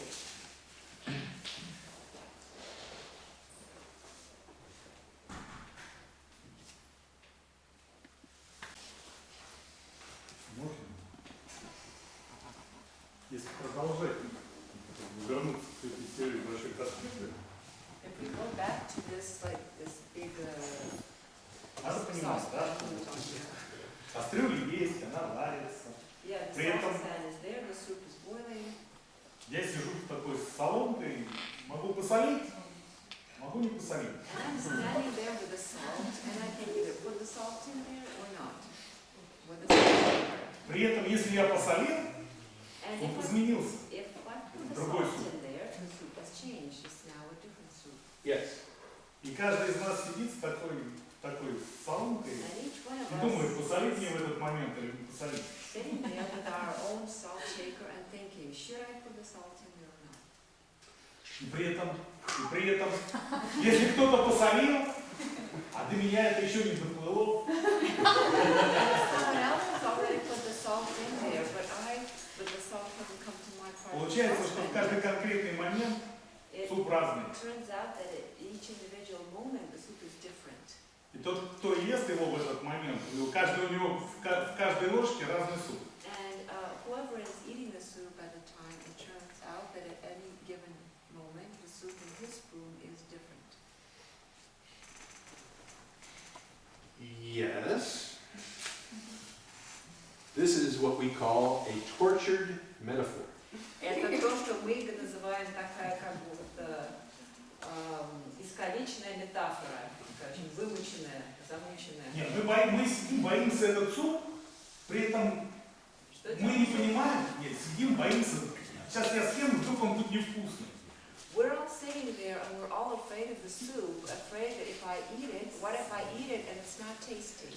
При этом в каждой ложке суп разный, и мы не знаем, какой будет следующий. But in each spoonful the soup is different and we don't know what it will be like in the next spoonful. Very true. Да, действительно. А что тогда боимся? Then what am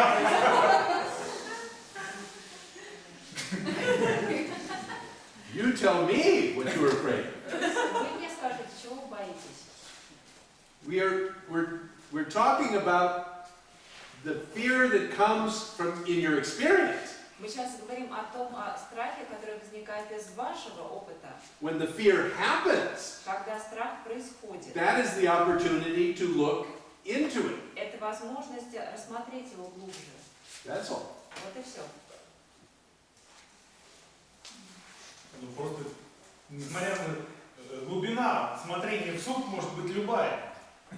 Зачерпываем ты всегда в одно место. How deeply you look into the soup can be Мы можем смотреть на суп на 3 километра в глубину, We can а зачерпываем все равно здесь, ты ждать рука нет. Не дотянешь.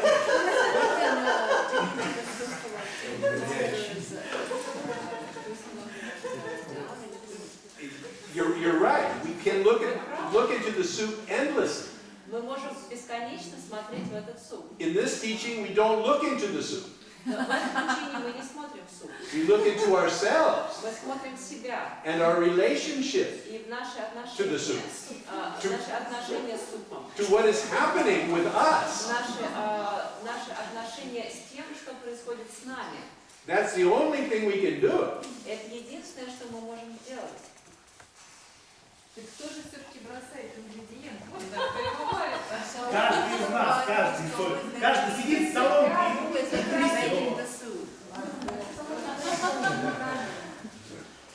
Okay.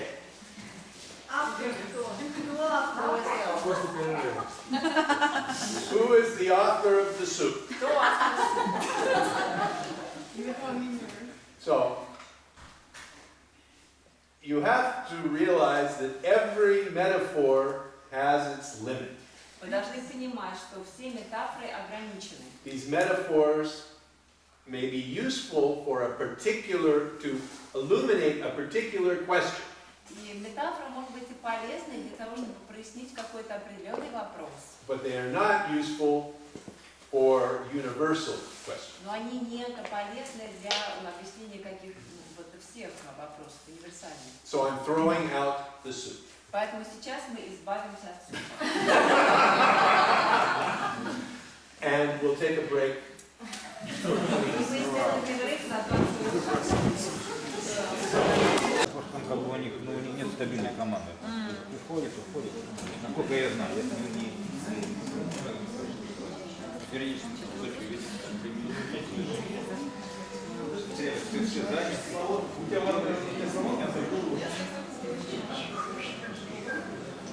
все, она приросла. Не мой. Это не для прессы.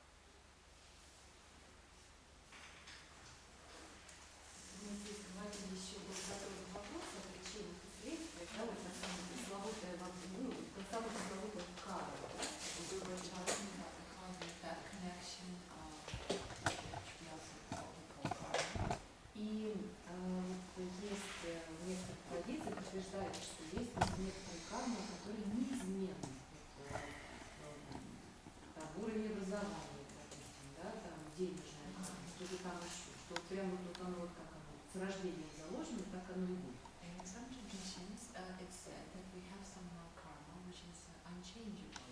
For instance, our financial position or our education, something which you just cannot do И anything все же вот все может измениться это мгновение ока, да, потому что в науке, например, даже известны случаи, когда у людей меняется ДНК, то есть человек просто в течение жизни он на другую орбиту как бы переходит. Or maybe everything can be changed just in a split second, because now scientists have come to the conclusion that even a person's DNA can be changed over his lifetime. Да. Изменяемо может ли все вот измениться? Can everything change? Насколько это вот? And to what extent? Change is life. Перемены — это жизнь. Да. When there is no change, that is what we call death. Когда не происходит перемены, это то, что мы называем смертью.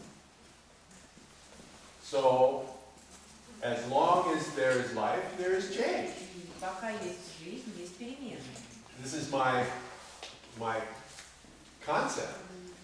Моя концепция. То есть можно перейти, грубо говоря, там речь еще идет, вот на каком уровне вот ты, что ты заслужил, да, вот здесь ты будешь в этой жизни, да, то есть можно ли перейти там на уровень выше? В этой жизни. Да, да, вот в течение этой жизни. So in this life, do you get what you have deserved only? What? Thankfully not! Мы получаем то, что мы только что заслужили. Уэйн говорит, что слава Богу, это не так. I truly believe that if I got what I deserved, Я считаю, что если бы я получил то, что заслуживаю, there would be a huge fire spot where I was sitting that was 50 yards wide. вот вокруг меня, да, в радиусе там 50 метров, была бы такая, как зона отчуждения просто.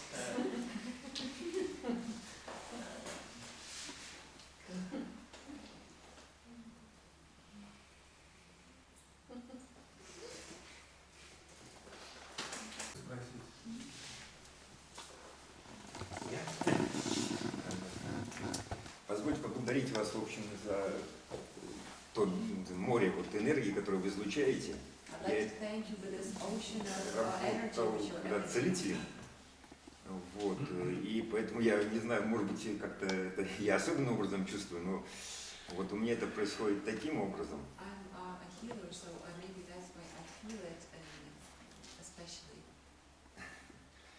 И если можно, по поводу определенного опыта. Вот.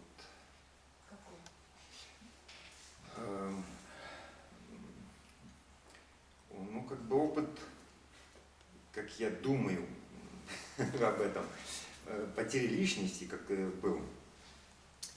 То есть, сказать, в один определенный момент я задумался о том, что такое личность. Точнее, меня спросил мой сын вот об этом, и я отложил почему-то вопрос для внутреннего вот, рассмотрения. И в один из дней я вдруг вот как-то очень сильно стал об этом думать. В частности, ну, в терминах Адвайты. И как-то я думал,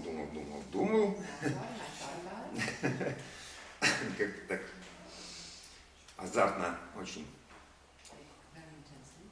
И вдруг, как вы говорили, выключатель этот вот сработал, и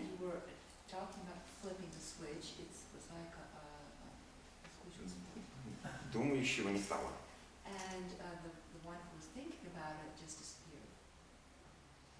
У меня были какие-то опыты предыдущие, но этот как совсем отличался, и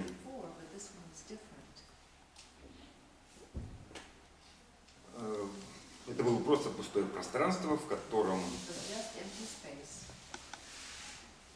Как панорама. Was that sort of like a panorama? Вот, точнее, пленка, разделенная на какие-то эти самые вот квадратики. Я не, знаете, даже не очень даже хорошо помню, собственно говоря, что было тогда. Это только я вот скорее как бы вспомнил то, что потом образовалось, вспоминает о том, что было, когда этого не было.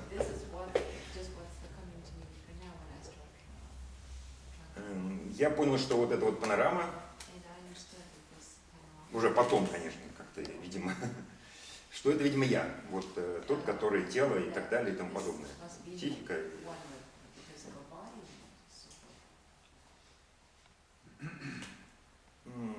Да, и мысли как-то в этом пространстве иногда так пролетали, или не знаю, как проплывали. Вот, и какие-то, и здесь мне вот трудно сказать, что, может быть, какие-то из них или какая-то определенно сгорали, просто как порох.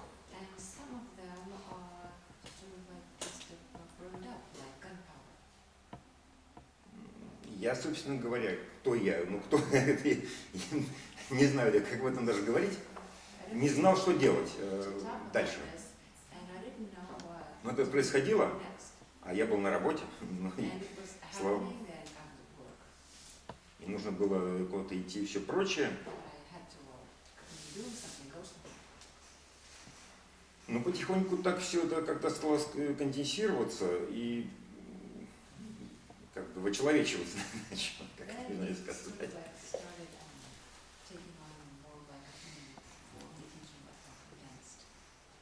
Вот, и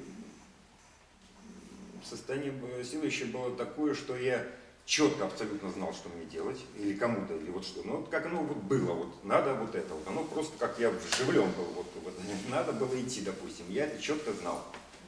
Даже не знаю, знал, не знал, вот просто так было. Вот и происходило то, что вот это было так, вот скажем так.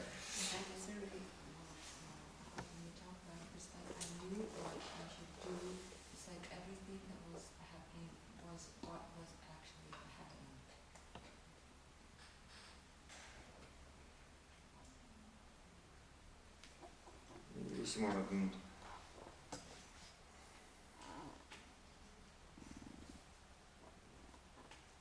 Да, не было эмоционального, вот как я потом понял уже тоже, это вот, я просто знал, что делать, но совершенно не знал, как к этому относиться, или вот как говорить с людьми, допустим, не мог знать это. Потом вспомнил, что, наверное, надо улыбаться. Как-то такое было интересное положение, и не надо было как-то контачить, и это было, в общем, проблема, конечно. Sounds like a wonderful experience. Звучит как очень такой замечательный опыт. Do you have a question about this experience? У вас есть вопрос о нем?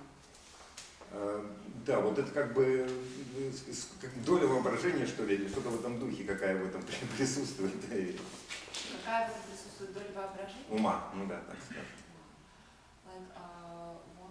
Is there a part of this, can we credit this partly to imagination, to the workings of the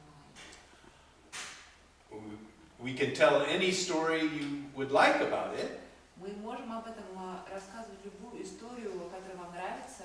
But something happened. Но что-то произошло. And this kind of experience, И такого рода переживание, when it is happening, когда оно происходит, is the most wonderful, expansive human experience possible. это самое прекрасное, такое экспансивное, расширяющее переживание, которое только может быть у человека. My guru, Ramesh, called it a free sample. Мой гуру Рамеш называл это как бы бесплатным образцом.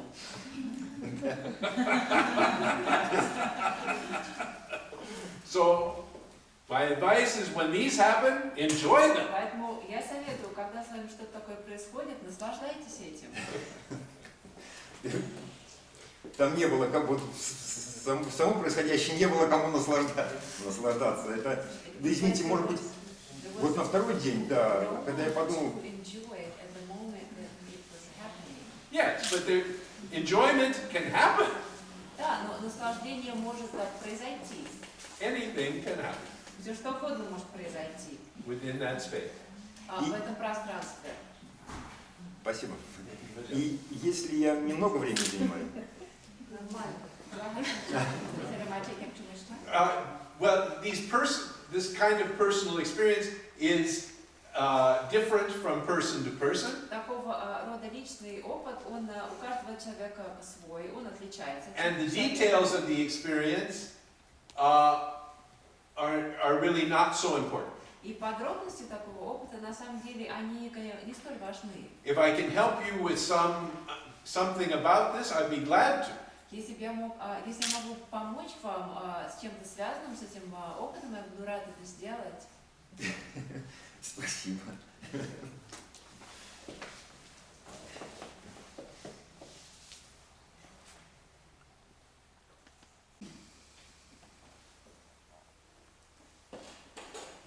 Я здесь не такой просвещенный, как все, как смотрю. Я мирянин, скажем так. Да. У меня сейчас просто вопрос. У меня сейчас семья на грани развала. Что мне делать? Пытаться ее сохранить? Потому что либо отойти в сторону, уже всякий раз, уже год это продолжается, психологов посещали.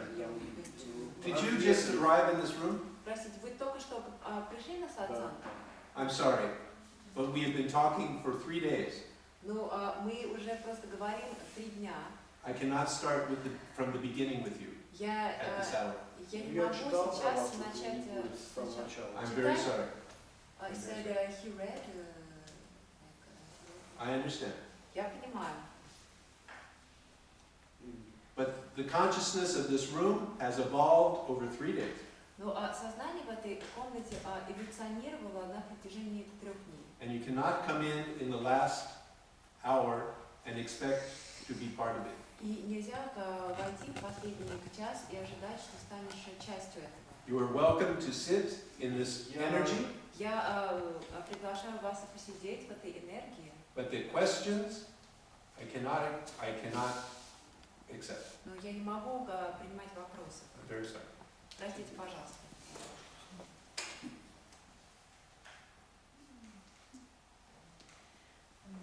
Спасибо большое. Я хотела спросить такой вопрос. У меня вопрос по поводу все-таки личной ответственности, потому что я вижу, что да, чувствую все, что происходит, здесь очень много причин, обстоятельств, но, например, мы можем проснуться утром и быть неосознанными, то есть мы можем поддаваться злости или пытаться ее игнорировать, но мы можем оставаться неприсутствующими в моменте, да? Или мы можем проснуться и принять сознательное решение быть осознанными, быть осознанными и видеть то, что происходит, будь то злость, быть, соответственно, для меня осознанность это как доброта, то есть быть, соответственно, добрыми к злости, которая в нас возникает, или ненависть, или наоборот, доброте к радости. И вот для меня видится, что вот это решение быть осознанным — это наша личная ответственность. And the way I see it is that this decision to be aware is our own personal responsibility. Am I right in saying this? And I'm saying, if you can do it, do it. Я говорю, если у вас получается так делать, делайте. But if you cannot do it, А если не получается, then we have the opportunity to look at what it is that limits you. тогда у нас есть возможность посмотреть на то, что же вас ограничивает. What is it that is actually making you do one thing or another? Что же это такое, что заставляет вас делать то или иное? And so, I heartily approve of waking up in the morning and making the decision to be a good person. Я полностью одобряю, что вот утром просыпаешься и принять решение быть добрым, хорошим человеком. If I remember. Если я потом об этом вспомню. Sometimes I don't even remember. Но иногда я даже потом об этом не помню. I wake up and I think I'm late. Я иногда просыпаюсь и думаю, ой, я опоздал. I have to do this, I have to do that, I have Мне to do нужно this. вот это делать, вот это, вот это. I completely forget about being the best human being I could possibly be. Иногда я полностью забываю о том, что мне нужно сегодня быть самым лучшим человеком, каким я только могу быть. So what is happening there? Что же там происходит? That's what we're looking at. Вот это мы рассматриваем. What is it that gives us the power in one moment to be kind and generous? Что в какой-то один момент дает нам силу быть добрыми и щедрыми, And in the next moment to be mean and petty. а в следующий момент быть мелочными и жестокими. If I could control this, I would be perfect. Если бы я все это мог контролировать, я был бы идеальным. I would be kind, I would be loving and generous every moment. Добрым, щедрым и хорошим каждую секунду.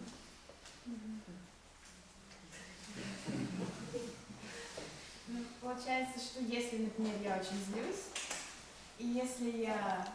It turns out that if I'm very angry, и получается, в этот момент я могу видеть это и как-то... I can then see it in this moment. Sometimes. Иногда. Always? Всегда? No. Нет. Not always. Не всегда. Sometimes you're so angry, all you can be is angry. Иногда вы так злитесь, что вы вот сейчас можете только злиться. Other times you were given a vision that I'm being angry. А в других случаях вы можете видеть, что да, вот сейчас я злюсь. But sometimes you are given the separation. Иногда вам дают возможность отделиться. But other moments you were just given the anger. А в каких-то других ситуациях вам дается только этот гнев. That is my experience. По крайней мере, так в моем опыте. Maybe your experience is the same or different. Возможно, ваш опыт такой же, возможно, он другой. И вот в опыте, например, просветленного существа, то есть как бы человек, который действительно достиг просветления, он всегда способен наблюдать, или тоже есть моменты, когда он не наблюдает? And what is the experience of an enlightened person? Can he always do this? Can he always see or watch out himself in any given moment? Or can he also sometimes get ignorance and anger? Well, it depends what you mean to get lost in the anger. Ну, зависит от того, что вы имеете в виду, когда вы говорите, что или он теряется в гневе, да? Because it is that which gets involved and lost in the anger, which is absent in what we call the sage or the enlightened. Потому что как раз то, что теряется в этом гневе, это то, что отсутствует в просветленном человеке. In the sage, there is only anger or not anger. У мудреца есть только гнев или отсутствие. And there is an idea in some spiritual circles that a sage is never angry. И в некоторых духовных кругах есть идея о том, что мудрец никогда не сердится. But fortunately, Но, к счастью, my guru's guru гуру моего гуру was a man named Nisargadatta Maharaj. был человек, которого звали Нисаргадатта Махарадж.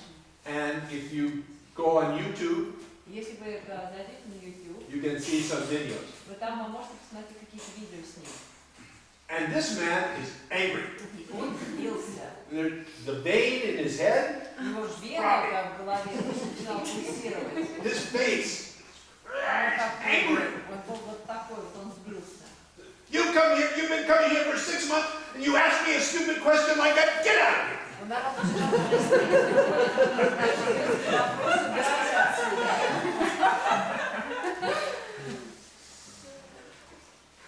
I was so happy to see this. Так рад, когда это увидел.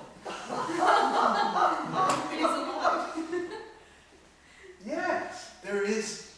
And so, this is the spirituality that interests me. Это та духовность, которая интересует меня. It is for there to be the full range of human experience. В ней есть весь диапазон человеческих переживаний without suffering. без страданий. Not to cut out all of the, quote, negative things, И при этом не отметаются, не отрезаются все так называемые негативные аспекты. but for there to be life as it is, human life as it is, А когда существует человеческая жизнь, такая, какая она есть, without the secondary involvement which produces suffering. без вторичной вовлеченности, которая вызывает страдания. And so when someone would say to him, says, И когда ему кто-то говорил, why were you so angry at this guy? почему вы так злитесь на этого человека? And because he would talk as a teacher, Потому что он выступал как учитель. and he would say, who is angry? И он спрашивал, а кто злится? There was anger. Гнев был. The anger arose, Гнев поднялся. and it was expressed. И он был выражен. And it was his way of saying there's no secondary involvement in the anger. И это был его способ сказать, что в этом гневе не было никакой вторичной вовлеченности. I mean, he was smart enough to know that it was him, his body, that was expressing the anger, not the other guy on the other side of the room. Он был достаточно умным для того, чтобы понимать, что это он, его тело выражал этот гнев, его, а не вот кто-то сидящий в зале. I mean, the primary identity, of course, was there. Конечно, вот первичная личность.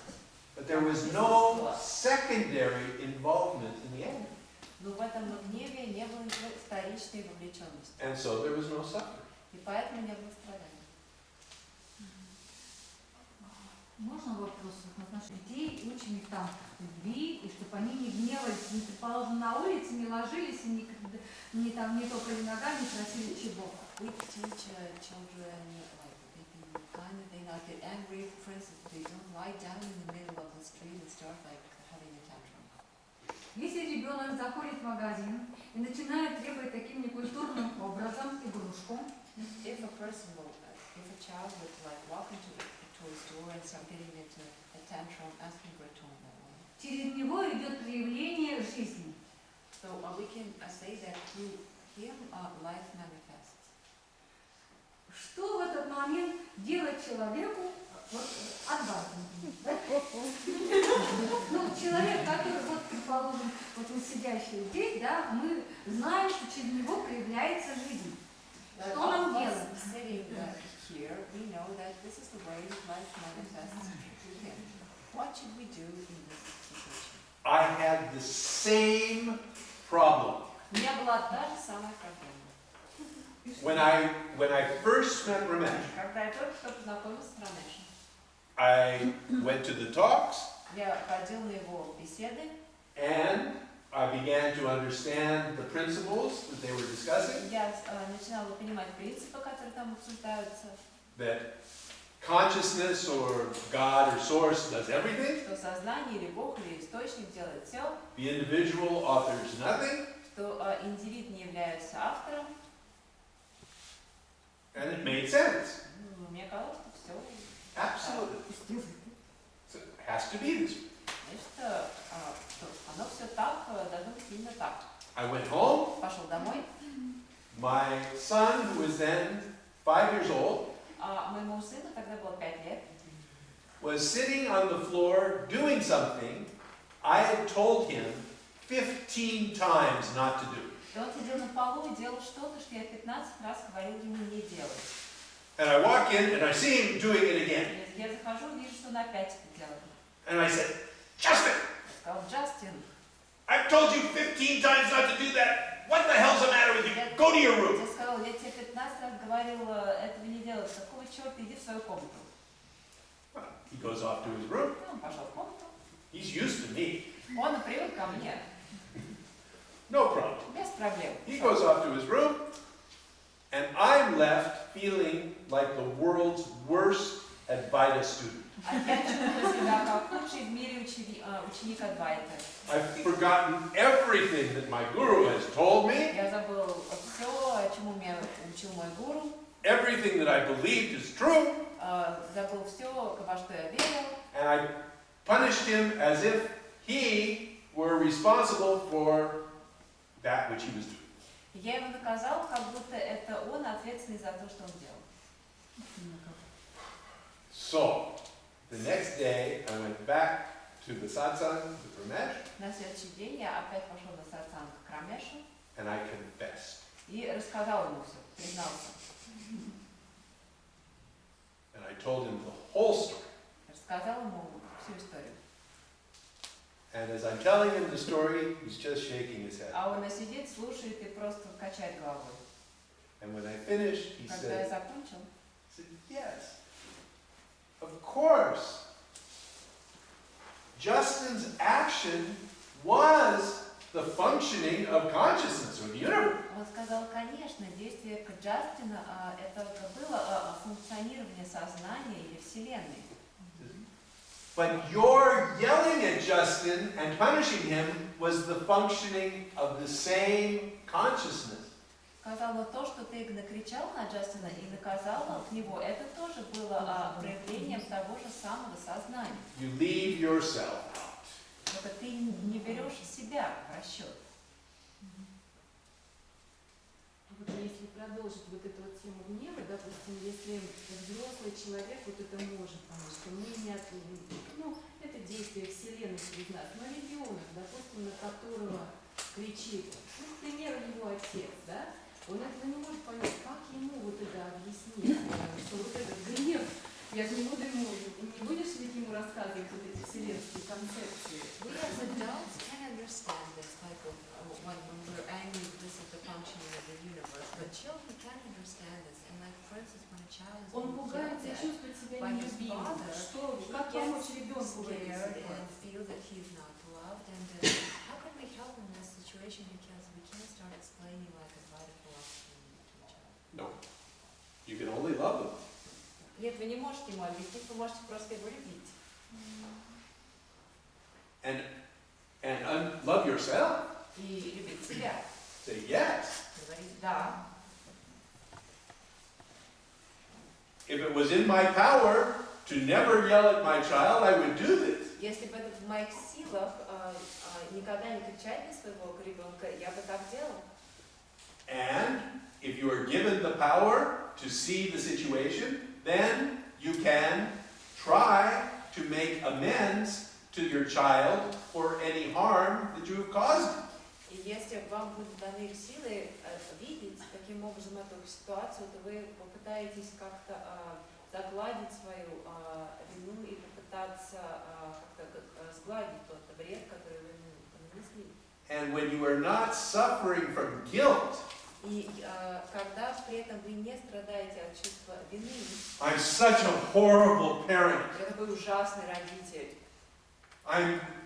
I'm personally responsible for my child being damaged. Я лично ответственен за то, что моему ребенку нанесена была психологическая травма. This is suffering. Это страдание. And when you're in the grip of this kind of suffering, И когда вы находитесь в объятиях такого страдания, you have no energy to make amends to this child. у вас уже нет энергии для того, чтобы как-то пытаться исправить эту The ситуацию. focus is totally on you. Потому что фокус полностью на вас. And how horrible you are. И вы думаете о том, какой вы ужасный. А если кричу не я, кричит отец, он бежит ко мне за защитой, за вот... And like if it's his father who's yelling at him and the child runs to me for protection. Как не уронить авторитет отца и помочь How not demolish the father's authority and at the same time protect the child and explain that.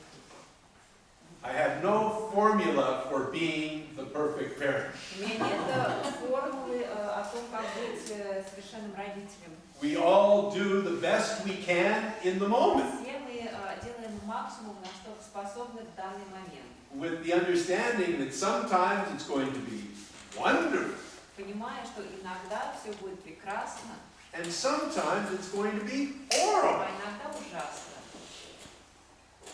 because it is not in our control. Потому что это не в нашем контроле. And that's the freedom to simply do your best in this moment. И в этом состоит свобода, просто делать максимум, на что вы способны в данный момент.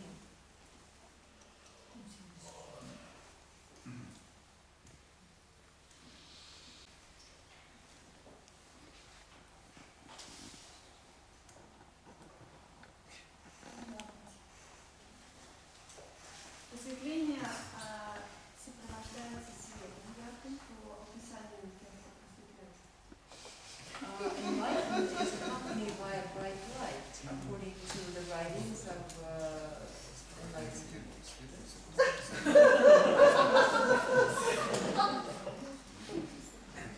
If you're going to look at writings, spiritual writings, they say everything. В духовных писаниях там все написано. If you go downstairs, Если вы сейчас спуститесь вниз, there is a room full of spiritual books, там на первом этаже есть комната, наполненная духовными книгами. saying endless things. И там бесконечное множество вещей сказано. This one contradicts this one. И они друг другу противоречат. This one says it's this way, and the other one says, no, it's not that way, it's this way. Вот это говорит, что так, а другой говорит, нет, не так, а вот так. There is no end to it. И это нескончаемо. And in this teaching, we stay out of the argument. И в этом учении мы не принимаем участие в этом споре. We always point you back to your own experience. Мы постоянно указываем вам смотреть на ваш собственный опыт. And if you experience a bright light, И если у вас был опыт яркого света, then that is your experience. значит, таков был ваш опыт. If you don't experience a bright light, that is your experience as well. Если такого опыта не было, значит, это также ваш опыт. Значит, не надо ориентироваться на свет в медитации. So in meditation, we should be thinking of this bright light, like something. Some meditations say, think about the bright light. В некоторых медитациях там есть указание думать о ярком свете. Other meditations say, forget the bright light. В других медитациях сказано забудьте о нем. This teaching has no opinion. В этом у этого учения нет мнения на этот счет. As far as I'm concerned, do whatever you like. Делайте все, что хотите. Truly, whatever interests you. Все, что вас интересует. Whatever you find yourself moved to do. Все, что вы чувствуете, что вот у вас есть посыл сделать. Do it. Делайте.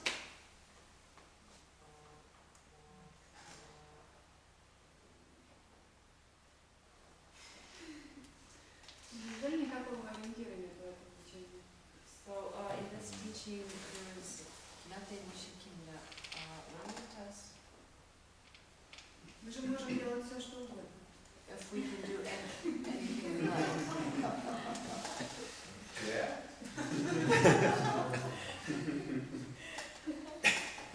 I just said, as far as I'm concerned. Я считаю, что то, как я это считаю. But really, in the teaching, it says, if you can, take a look at what makes you do what you do. Но в учении, на самом деле, написано, что если сможете, посмотрите на то, что заставляет вас делать то, что вы делаете. What makes you want to do this or want to do that? Что делает так, что вы хотите вот именно это или вот это сделать? And it's kind of interesting. И это вообще интересно.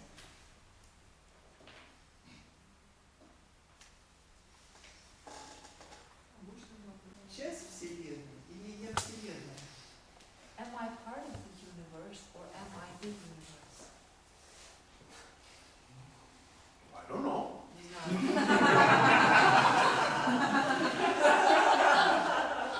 What do you think?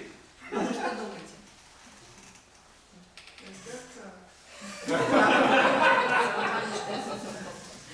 Okay. Вот сейчас чувствую, что Вселенная. Right now I feel to be the universe. Okay. По мне нормально. Вообще нет.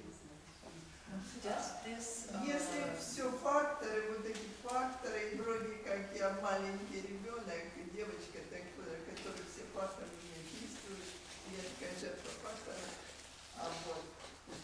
И тогда я отживаюсь, да, и такая становлюсь маленькая. if there are all these factors and external influences which influence what I do, so it turns out that I sort of like shrink and become И на smaller. уровне чувств я чувствую как обиду на Вселенную, потому что она не идеальна, вроде как Бог создавал все, да, говорят, все было идеально, а вот оказалось, что она не идеальна. И у меня большая обида на Бога, что мир не идеальный. И у нас вообще у всех вот тут поголовно, мы обижены на Бога. Что он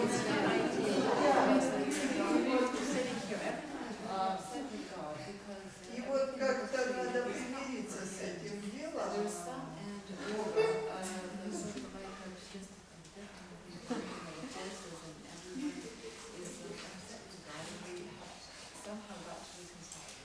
Yeah. I have complaints also. У меня тоже есть жалобы.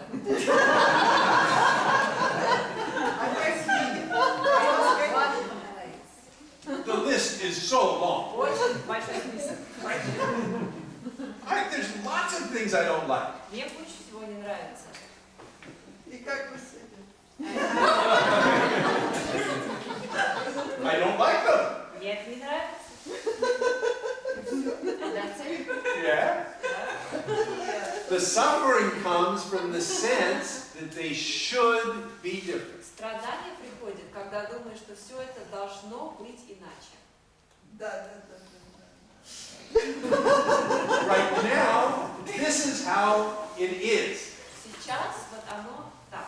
Including the fact I don't like it. И в том числе тот факт, что мне это не нравится. That's part of what is also. Это также является частью того, что есть. So that is what is happening.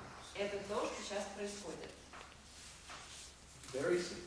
Очень просто.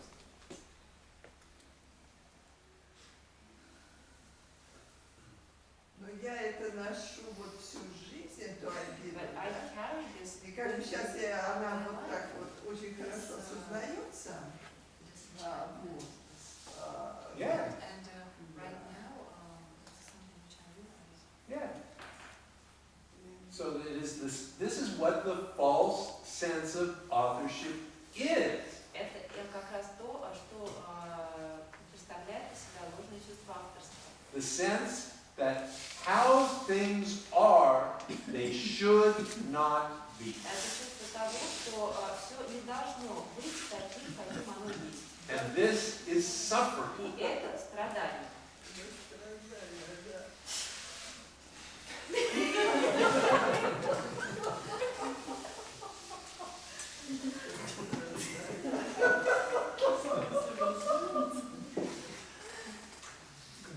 Ну вот,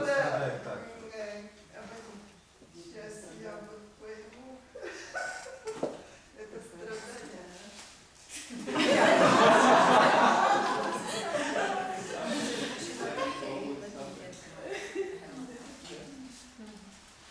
Я вот даже фотографию тут детскую рассматриваю, и там я обиженная. Она у меня все время стоит перед глазами. Yeah. Have you seen a 2.5-year-old child Видели когда-то детей в возрасте где-то 2,5 лет?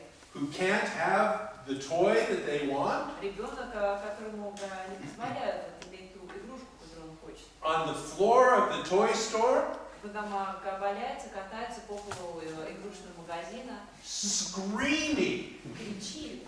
They are suffering horribly Они ужасно страдают.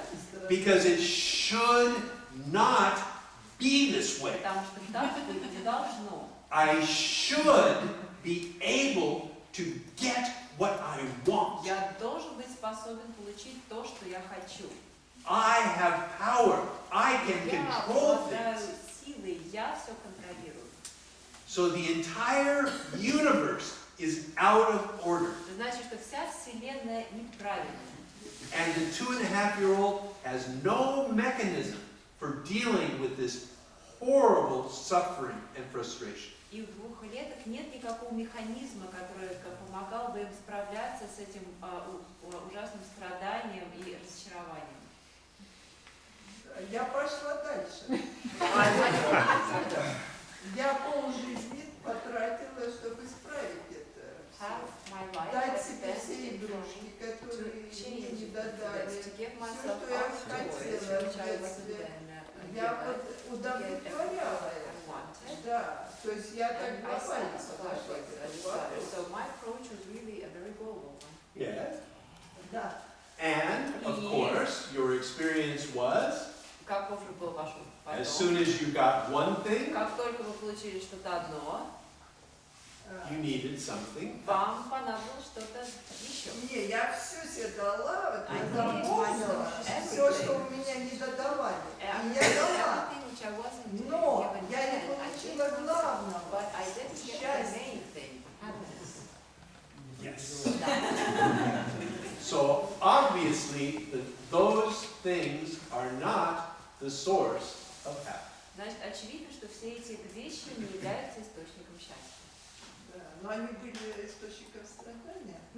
Я думала, что же это источник страдания, я как бы буду счастлива.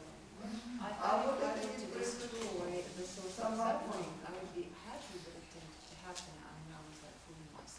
Yes. So you did not destroy the source of suffering. Значит, вы не уничтожили источник страданий. So this teaching is pointing you Это учение указывает to look, вам, to see if you can see чтобы вы посмотрели и, возможно, вы увидите, what is the actual source of the suffering. что на самом деле является источником страдания.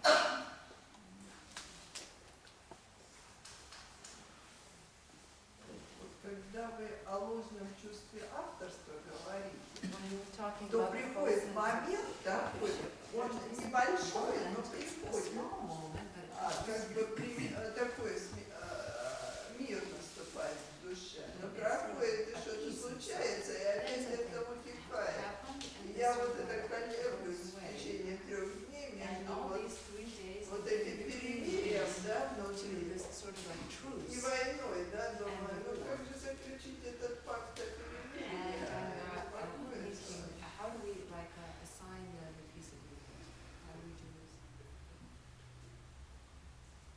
This can only happen Это может произойти только in the same way that these moments of seeing have happened for you this weekend. Это может произойти только точно так же, как эти вот моменты видения происходили у вас на протяжении этих выходных. They happen. То есть они происходили.